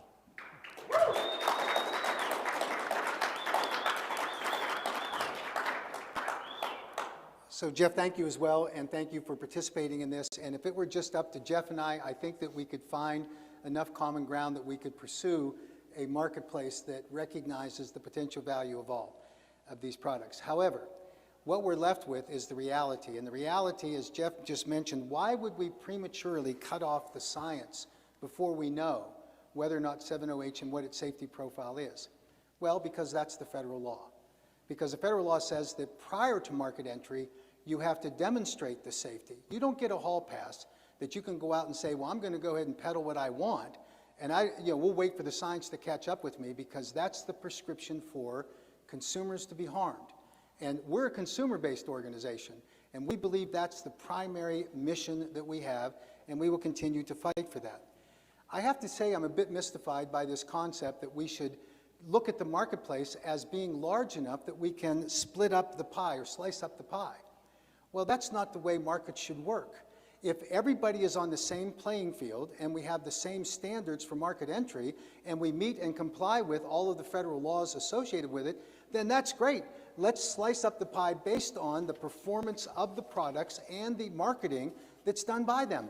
That's the way the free markets work. But we don't let bad products onto the market or potentially unsafe products on the market to steal away from consumers. And I don't care. I frankly don't care and do not like the idea this is a turf war. This is a consumer war.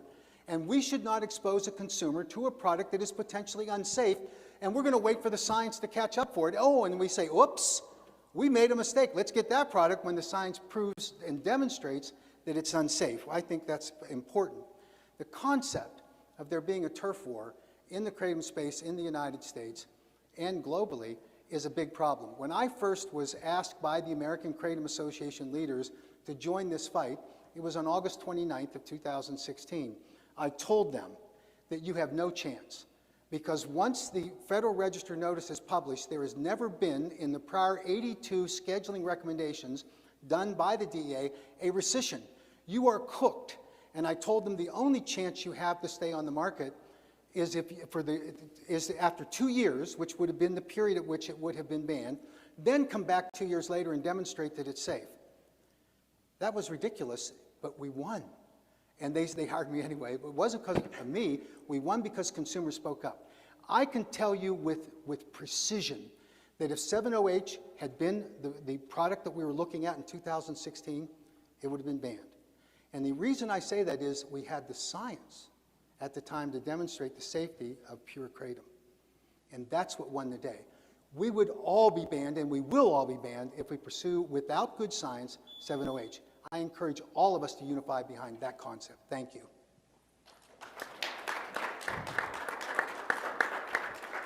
So good. Now, we're going to invite Dr. McCurdy to come up, and he's going to have a Q&A for anyone that has, and anybody that knows Chris McCurdy knows that he's blunt, forceful, and he's going to tell you the truth about what the status of science is. So Chris, if you want to come up, and we need to hand him, I guess you can just borrow this mic right here, Chris. You should be good. Hey, thank you. Appreciate it. Yeah. Just steal that mic right there, and you should be able to walk around. Yeah, one other thing about me is I can't stand still. So, but happy to answer any questions. I will say thank you for inviting me to be here. I'm here on my own will. I am not here as a representative of the AKA, the HART Foundation, or the University of Florida, my employer. I'm not speaking for them. I'm speaking for any questions you might have around the science that we've or anyone else has conducted that's out there. Yes. Is there a microphone for questions? I can run around too.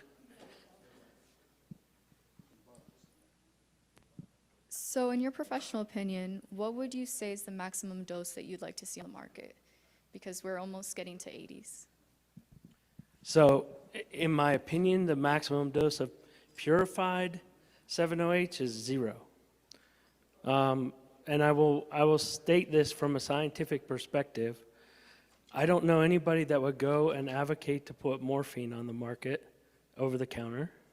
It's an opioid. I don't know of anybody else that would advocate to put any other opioid into the marketplace today. And the concerns that we have are that this molecule, purified and isolated out, is an opioid. It's not going to get FDA approval to be an over-the-counter medication, regardless of what the story is. Because there's not an opioid that exists that gets into the brain that doesn't have addiction liability associated with it. And so if you really want to protect consumers, you don't put a product into the marketplace that we know is causing addiction from the start. And that's my professional opinion on it. We have the animal studies to show that. Would love to see the human studies to show that as well. We'd be happy to conduct any studies. Anybody in any space that wants to fund, I can put you in touch with University of Florida Foundation. We work through all of that. I've not had one person come up to me to study or sponsor studies on 7-hydroxy.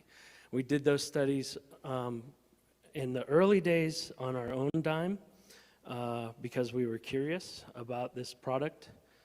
And then as we were funded by the National Institutes on Drug Abuse, we've learned tremendous amount more, albeit, again, in animals. It hasn't been approved to go into humans, not even for investigational studies. And so I don't have a problem if 7-hydroxy turns out to be safe, more efficacious, and better as a compound once it's gone through the proper clinical trial studies, like any opioid that would enter the market from anywhere else, has gone through those proper channels. It may be better. It may truly save harm. I would like to make one thing very clear about the fall of 2023. In March of 2023, the FDA approved naltrexone to go over the counter. In September of 2023, Narcan and naltrexone products became available in the over-the-counter marketplace. If you talk to anyone in the healthcare epidemiological fields or medical fields, they will tell you that it's Narcan that has caused the reduction, but they won't say that definitively either, because we don't have the data to back up that statement. So it's a great coincidence that both these things happened at the same time. They both may be contributing to the decrease in overdose deaths. But like I said, this was an event that happened at the same time, so you can't discount one over the other.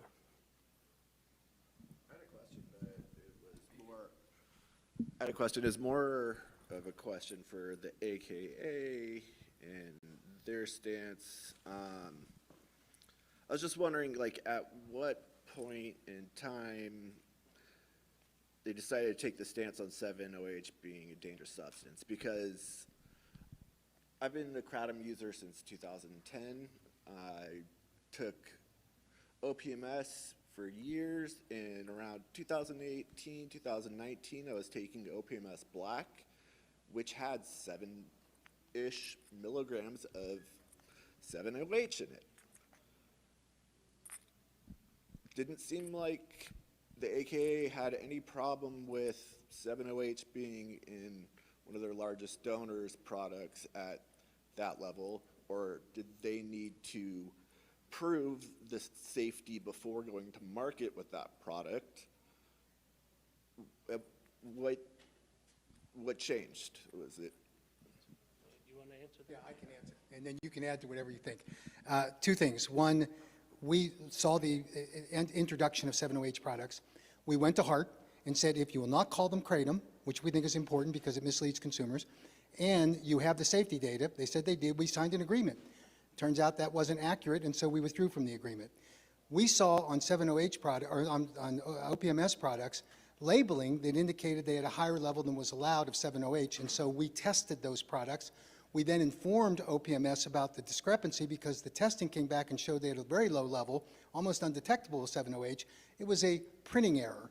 Somebody botched the error and they corrected it. So to my knowledge, there's never been, ever, in an OPMS product, any level of 70H above the 2% level, and they, in fact, do not market a 70H product. And otherwise, they'd be off our website, I can assure you. So I want to make a clear distinction as well.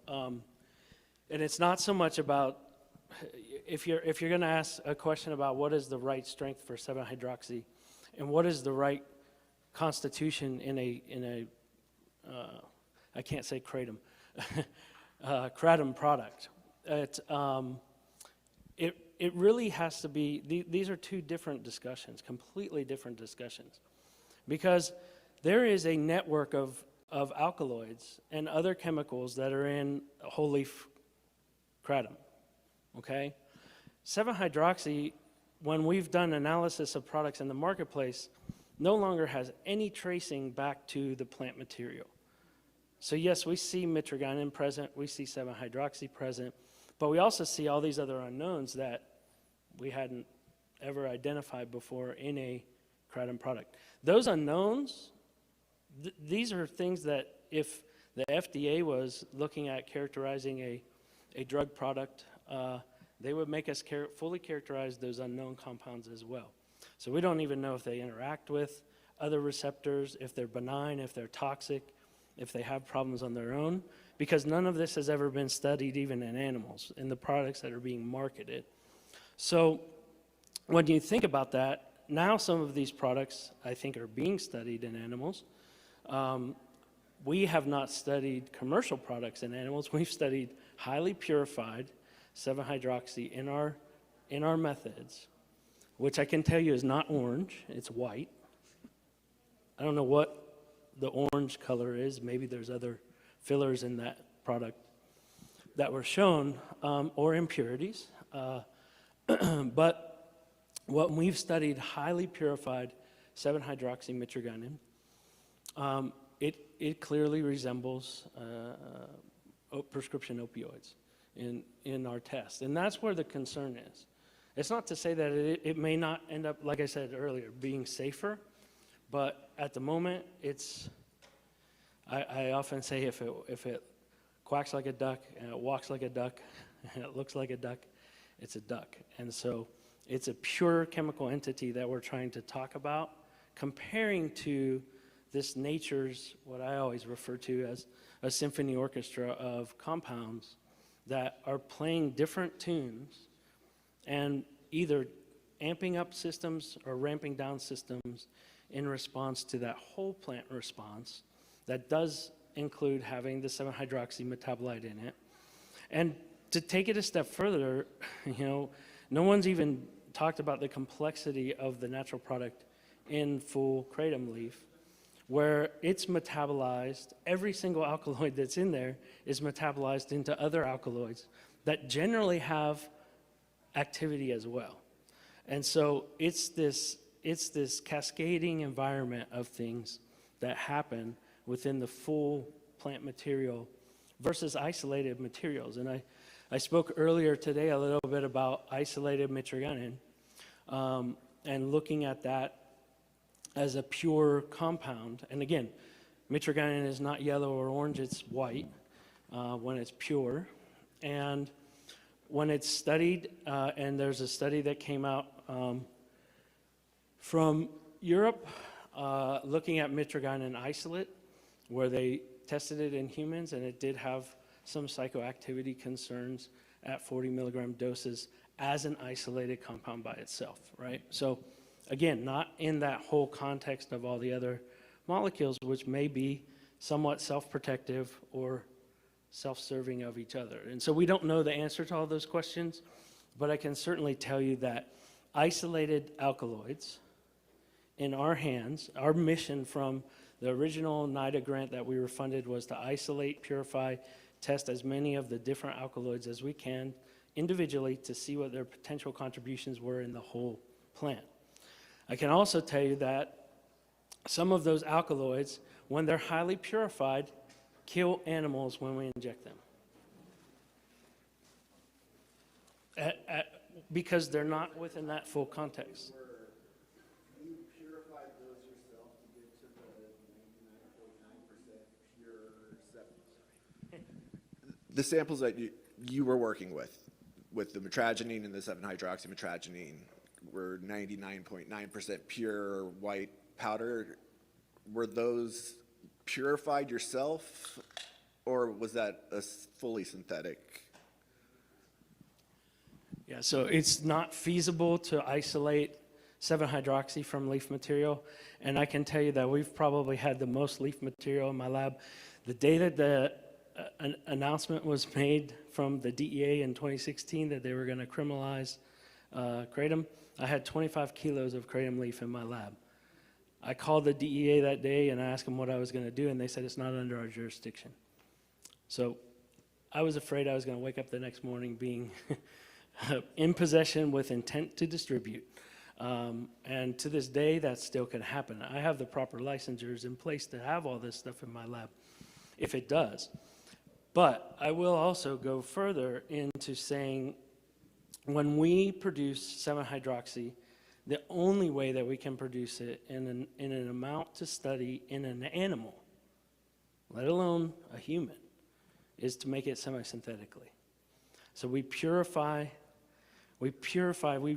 highly purify mitragynine, and then we oxidatively convert that through chemistry, just like is what it's done, I assume in the industry. I don't know the exact procedures. I can tell you the procedures we use. There's 3 different methods that we've used pretty reliably. One is explosive, and almost took out one of my research scientists. We had a very serious lab accident, and we looked for alternative ways to change that chemistry, and now we can do it without an explosive environment to do it, but it has to be semi-synthetically made. We've also made MGM-15, which is becoming of interest more recently, and that's a fully synthetic product that we take from 7-hydroxy, large quantities of 7-hydroxy because the yields are terrible, and then we reduce that product down to this dihydro 7-hydroxy mitragynine. And so that we've not had enough of that material yet to study in animals. It has not been studied in animals ever, as far as I understand in the literature, and it's being sold. Okay, well, he knows someone that's done the study, but we don't have a study in the literature, and I haven't seen any.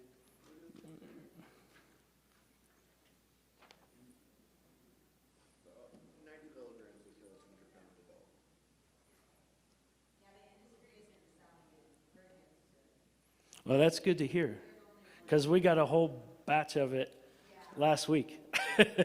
And we're initiating testing on those products too. So my interest, I guess, why I got interested in all this in the first place is I'm a pharmacist by original training, and so public health has always been of interest to me.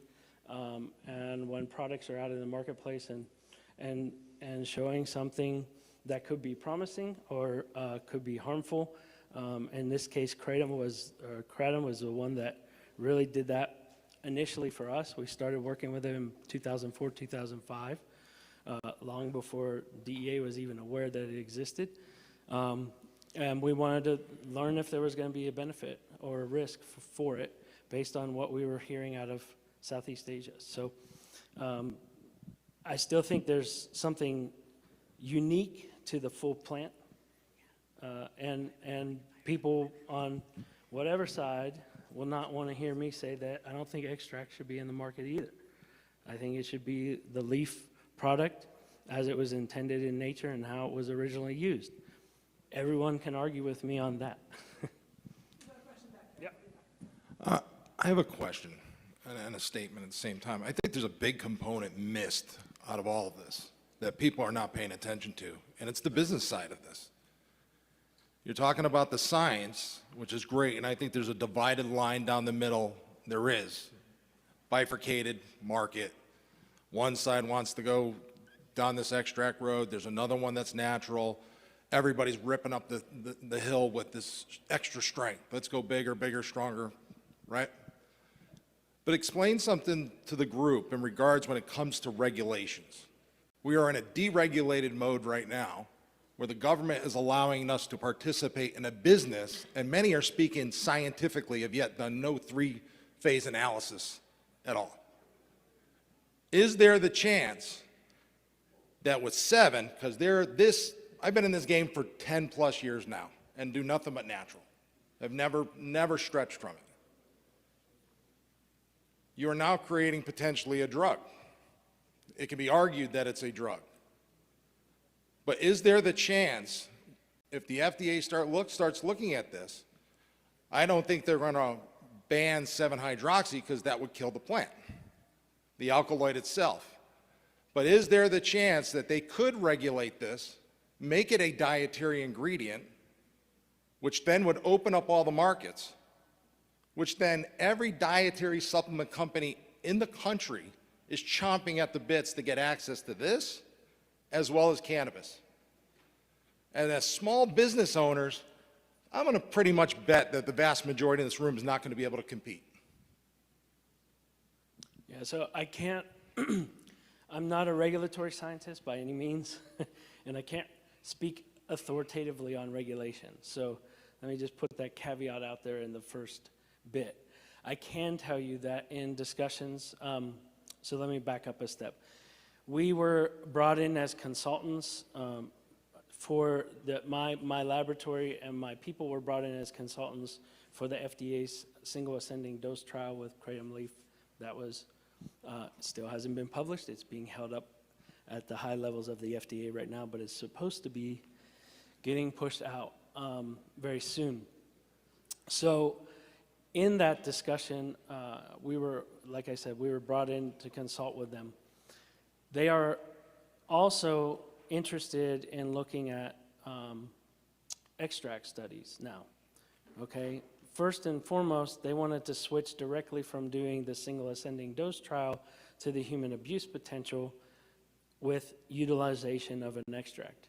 And I said, you can't do that unless you go back and do the single ascending dose trial with the extract so you know the basis for safety to start for abuse potential.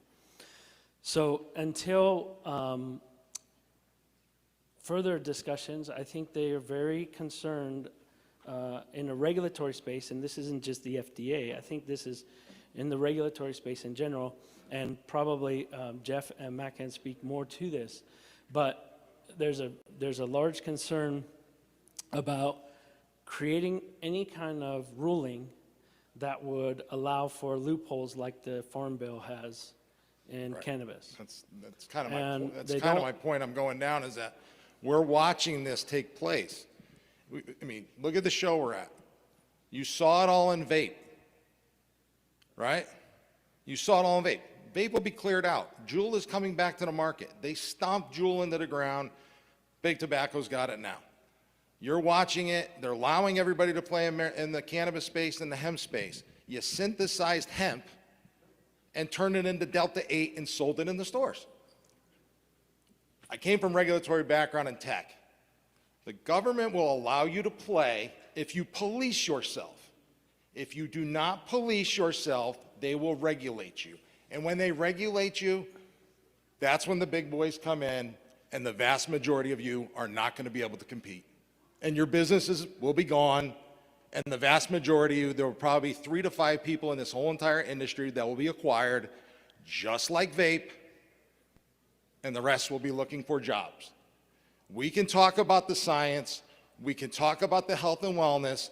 Your businesses are on the line, and there's more pressure now than there's ever been in the 10 years I've been into this business.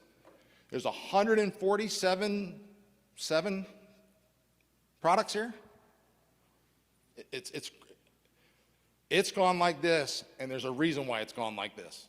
And now the attention's on And now you forced a hand that I think the regulators are going to go, because if you ever talk to any of these politicians, they don't know what it is. They really don't care. All they care is, I don't want any headaches in my neighborhood, and I want people voting for me. Well, if they start getting headaches because methadone clinics are filling up, people are waiting out at 9 o'clock in the morning, waiting in line to go by 7, and stores are getting broken into, and dispensaries are being broken into, and the only thing they're stealing is 7, yeah, you got problems on your hands. It's already happening.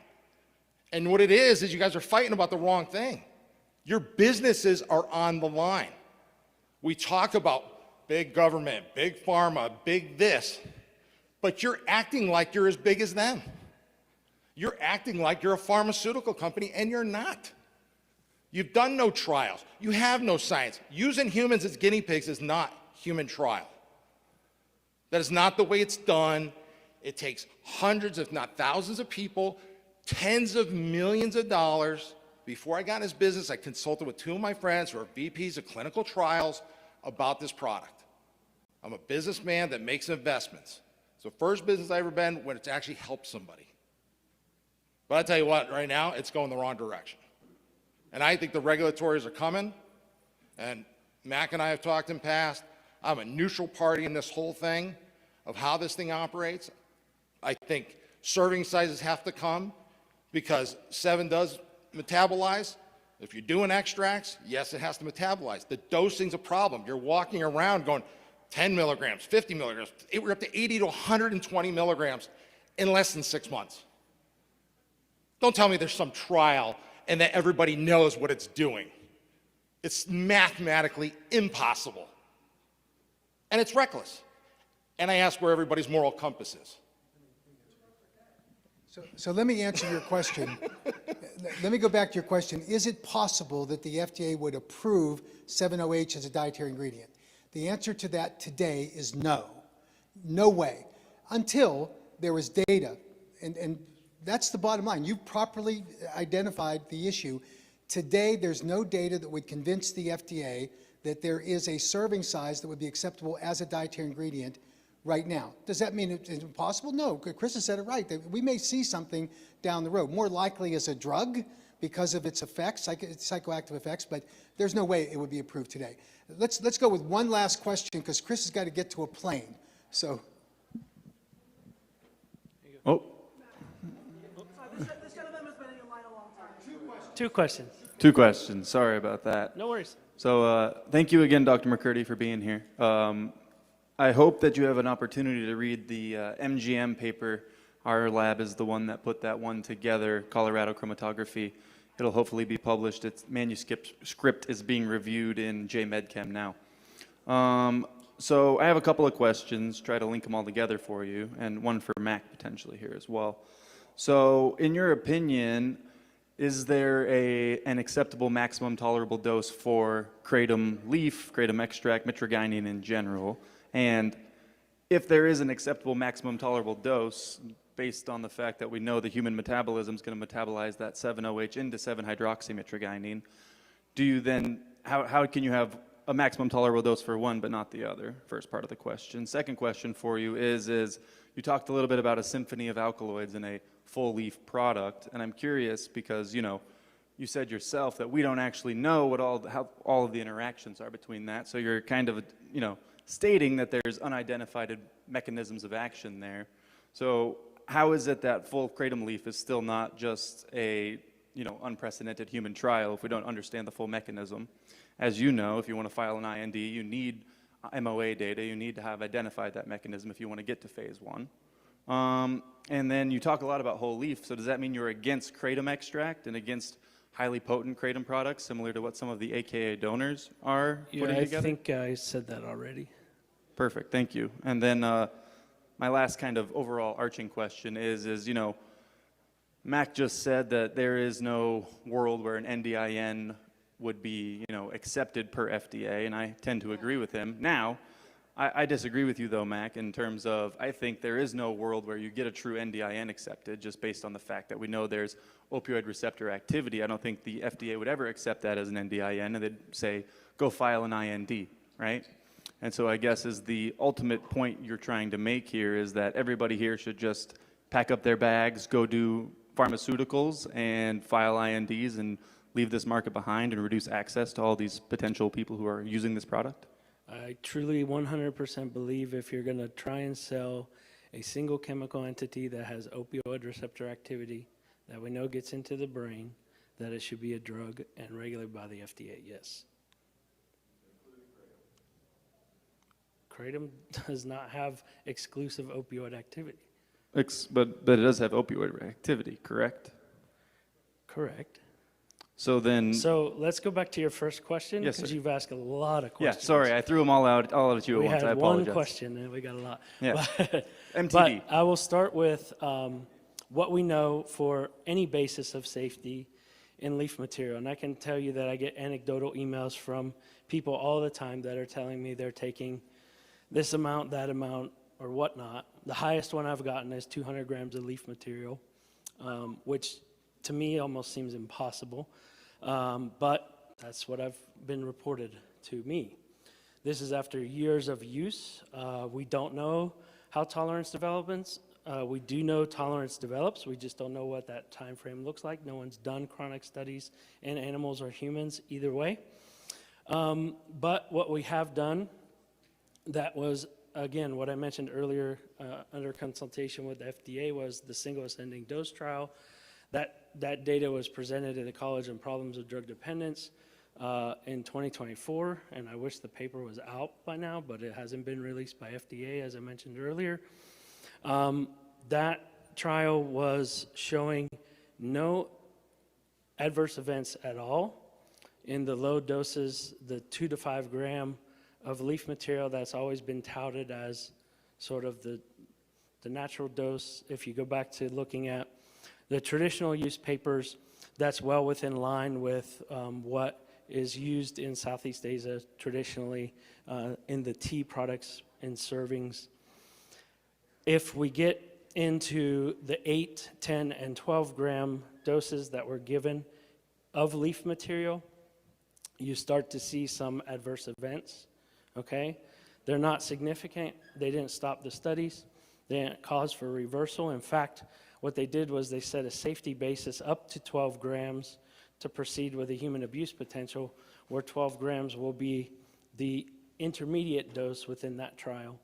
And so that trial is being designed at Baylor University right now, along with the FDA, and again, we're consulting on that in terms of making sure that the product is tested, is fully tested. I don't think there's a kratom product in the marketplace, probably even a dietary supplement, that has gone through as much testing as what the FDA required for the single ascending dose trial. The other thing that's not being talked about at all with leaf material is once you get into those quantities, 10, 12, 16 higher grams in a single dose, all of these products are being tested for heavy metals at what would be the serving size dose that's on the bottle, okay? We have had a year to get a batch qualified to give us that 16 gram dose according to what the FDA will allow for lead content. So some of these individuals that are consuming extremely high amounts of leaf material over long periods of time may also be getting not only effects from too much kratom alkaloid and kratom material, but maybe getting heavy metal poisonings. We don't know. We don't know the answers to these questions, but I can tell you it's taken us a year to source a batch that made it to the level of lead so we could go to a 16 gram dose according to the FDA. So what's a safe amount? I can't honestly tell you, except for that 12 gram dose that we saw one person vomit in the FDA trial. Extracts, no data to say that any extract is safe, other than the anecdotal data of people taking it, just like we're using the anecdotal data of 7-OH products to say that it's safe. So until things are done through scientifically sound and controlled methodologies, In my opinion, as a pharmacist and a medical professional, you don't say that it's safe. So then I guess in conclusion, with your opinion as a medical professional, would you say that a number of the different brands that are funders of the AKA that sell these extract kratom products that have unidentified mechanisms of action for these various alkaloids are essentially trying to do the exact same thing that 7OH is doing right now with unprecedented human trials, in your opinion? And they should go file an IND. I mean, I've said it here, I'll say it again. I think the only product that should be in the marketplace is the natural leaf. That's my opinion. Thank you very much.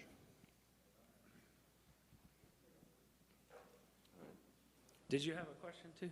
I do. I have a question. So it's a well-documented scientific fact that mitragynine is converted in significant quantities by the CYP3A4 receptor in the liver into 7OH. So how are you differentiating between the two? Would you consider mitragynine a prodrug of 7OH? So the definition of a prodrug has to be biologically inactive. Mitragynine has got biological activity on its own. Yes, it is metabolized and converted into a much more powerful and active opioid compound. So if you want to talk about, is it a prodrug for an opioid effect? It would be, because mitragynine by itself does not have good analgesic property. It has interesting properties, but it's biologically active, and it is interacting with opioid receptors, and we all know that it's a partial agonist, not only in cellular assays, but in animal studies. And we'll see what happens in human studies once it's there. I think the big difference that we seem to forget in the discussion around the science is that when mitragynine is converted in the body to 7-hydroxymitragynine, it's done so in the presence of the full kratom product. And there's that whole complex amount of other alkaloids that are present at that same moment that could be mitigating some of the other effects that we could see. There could be bad effects from other metabolites that we don't even have studied yet. There could be very beneficial effects from some of the other metabolites.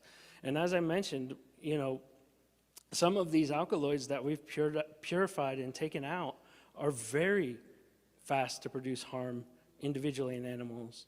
And I'm talking about death immediately when they're taken outside of that whole context. And so I think it's scientifically inaccurate to just say that mitragynine is converted to 7-hydroxymitragynine in the body, so 7-hydroxymitragynine is safe. No one's taking pure mitragynine and converting it to 7-hydroxymitragynine. We've done that in laboratory animals, yes, but no one has done that in a human trial where it's outside of the realm of all the other alkaloids that are present in the plant and all the other chemicals that are present in the plant, which also haven't been studied. Well, could you educate me on some of those alkaloids that you have discovered in kratom that could be potentially lethal? Sure. All of them. All of them. At the right dose, any single one of them is lethal. The ones that were more lethal, and again, we haven't published LD50s. We're not allowed to do LD50 studies at the University of Florida. It's against our ethical standards, and so we find these things out by accident because we purify the compound.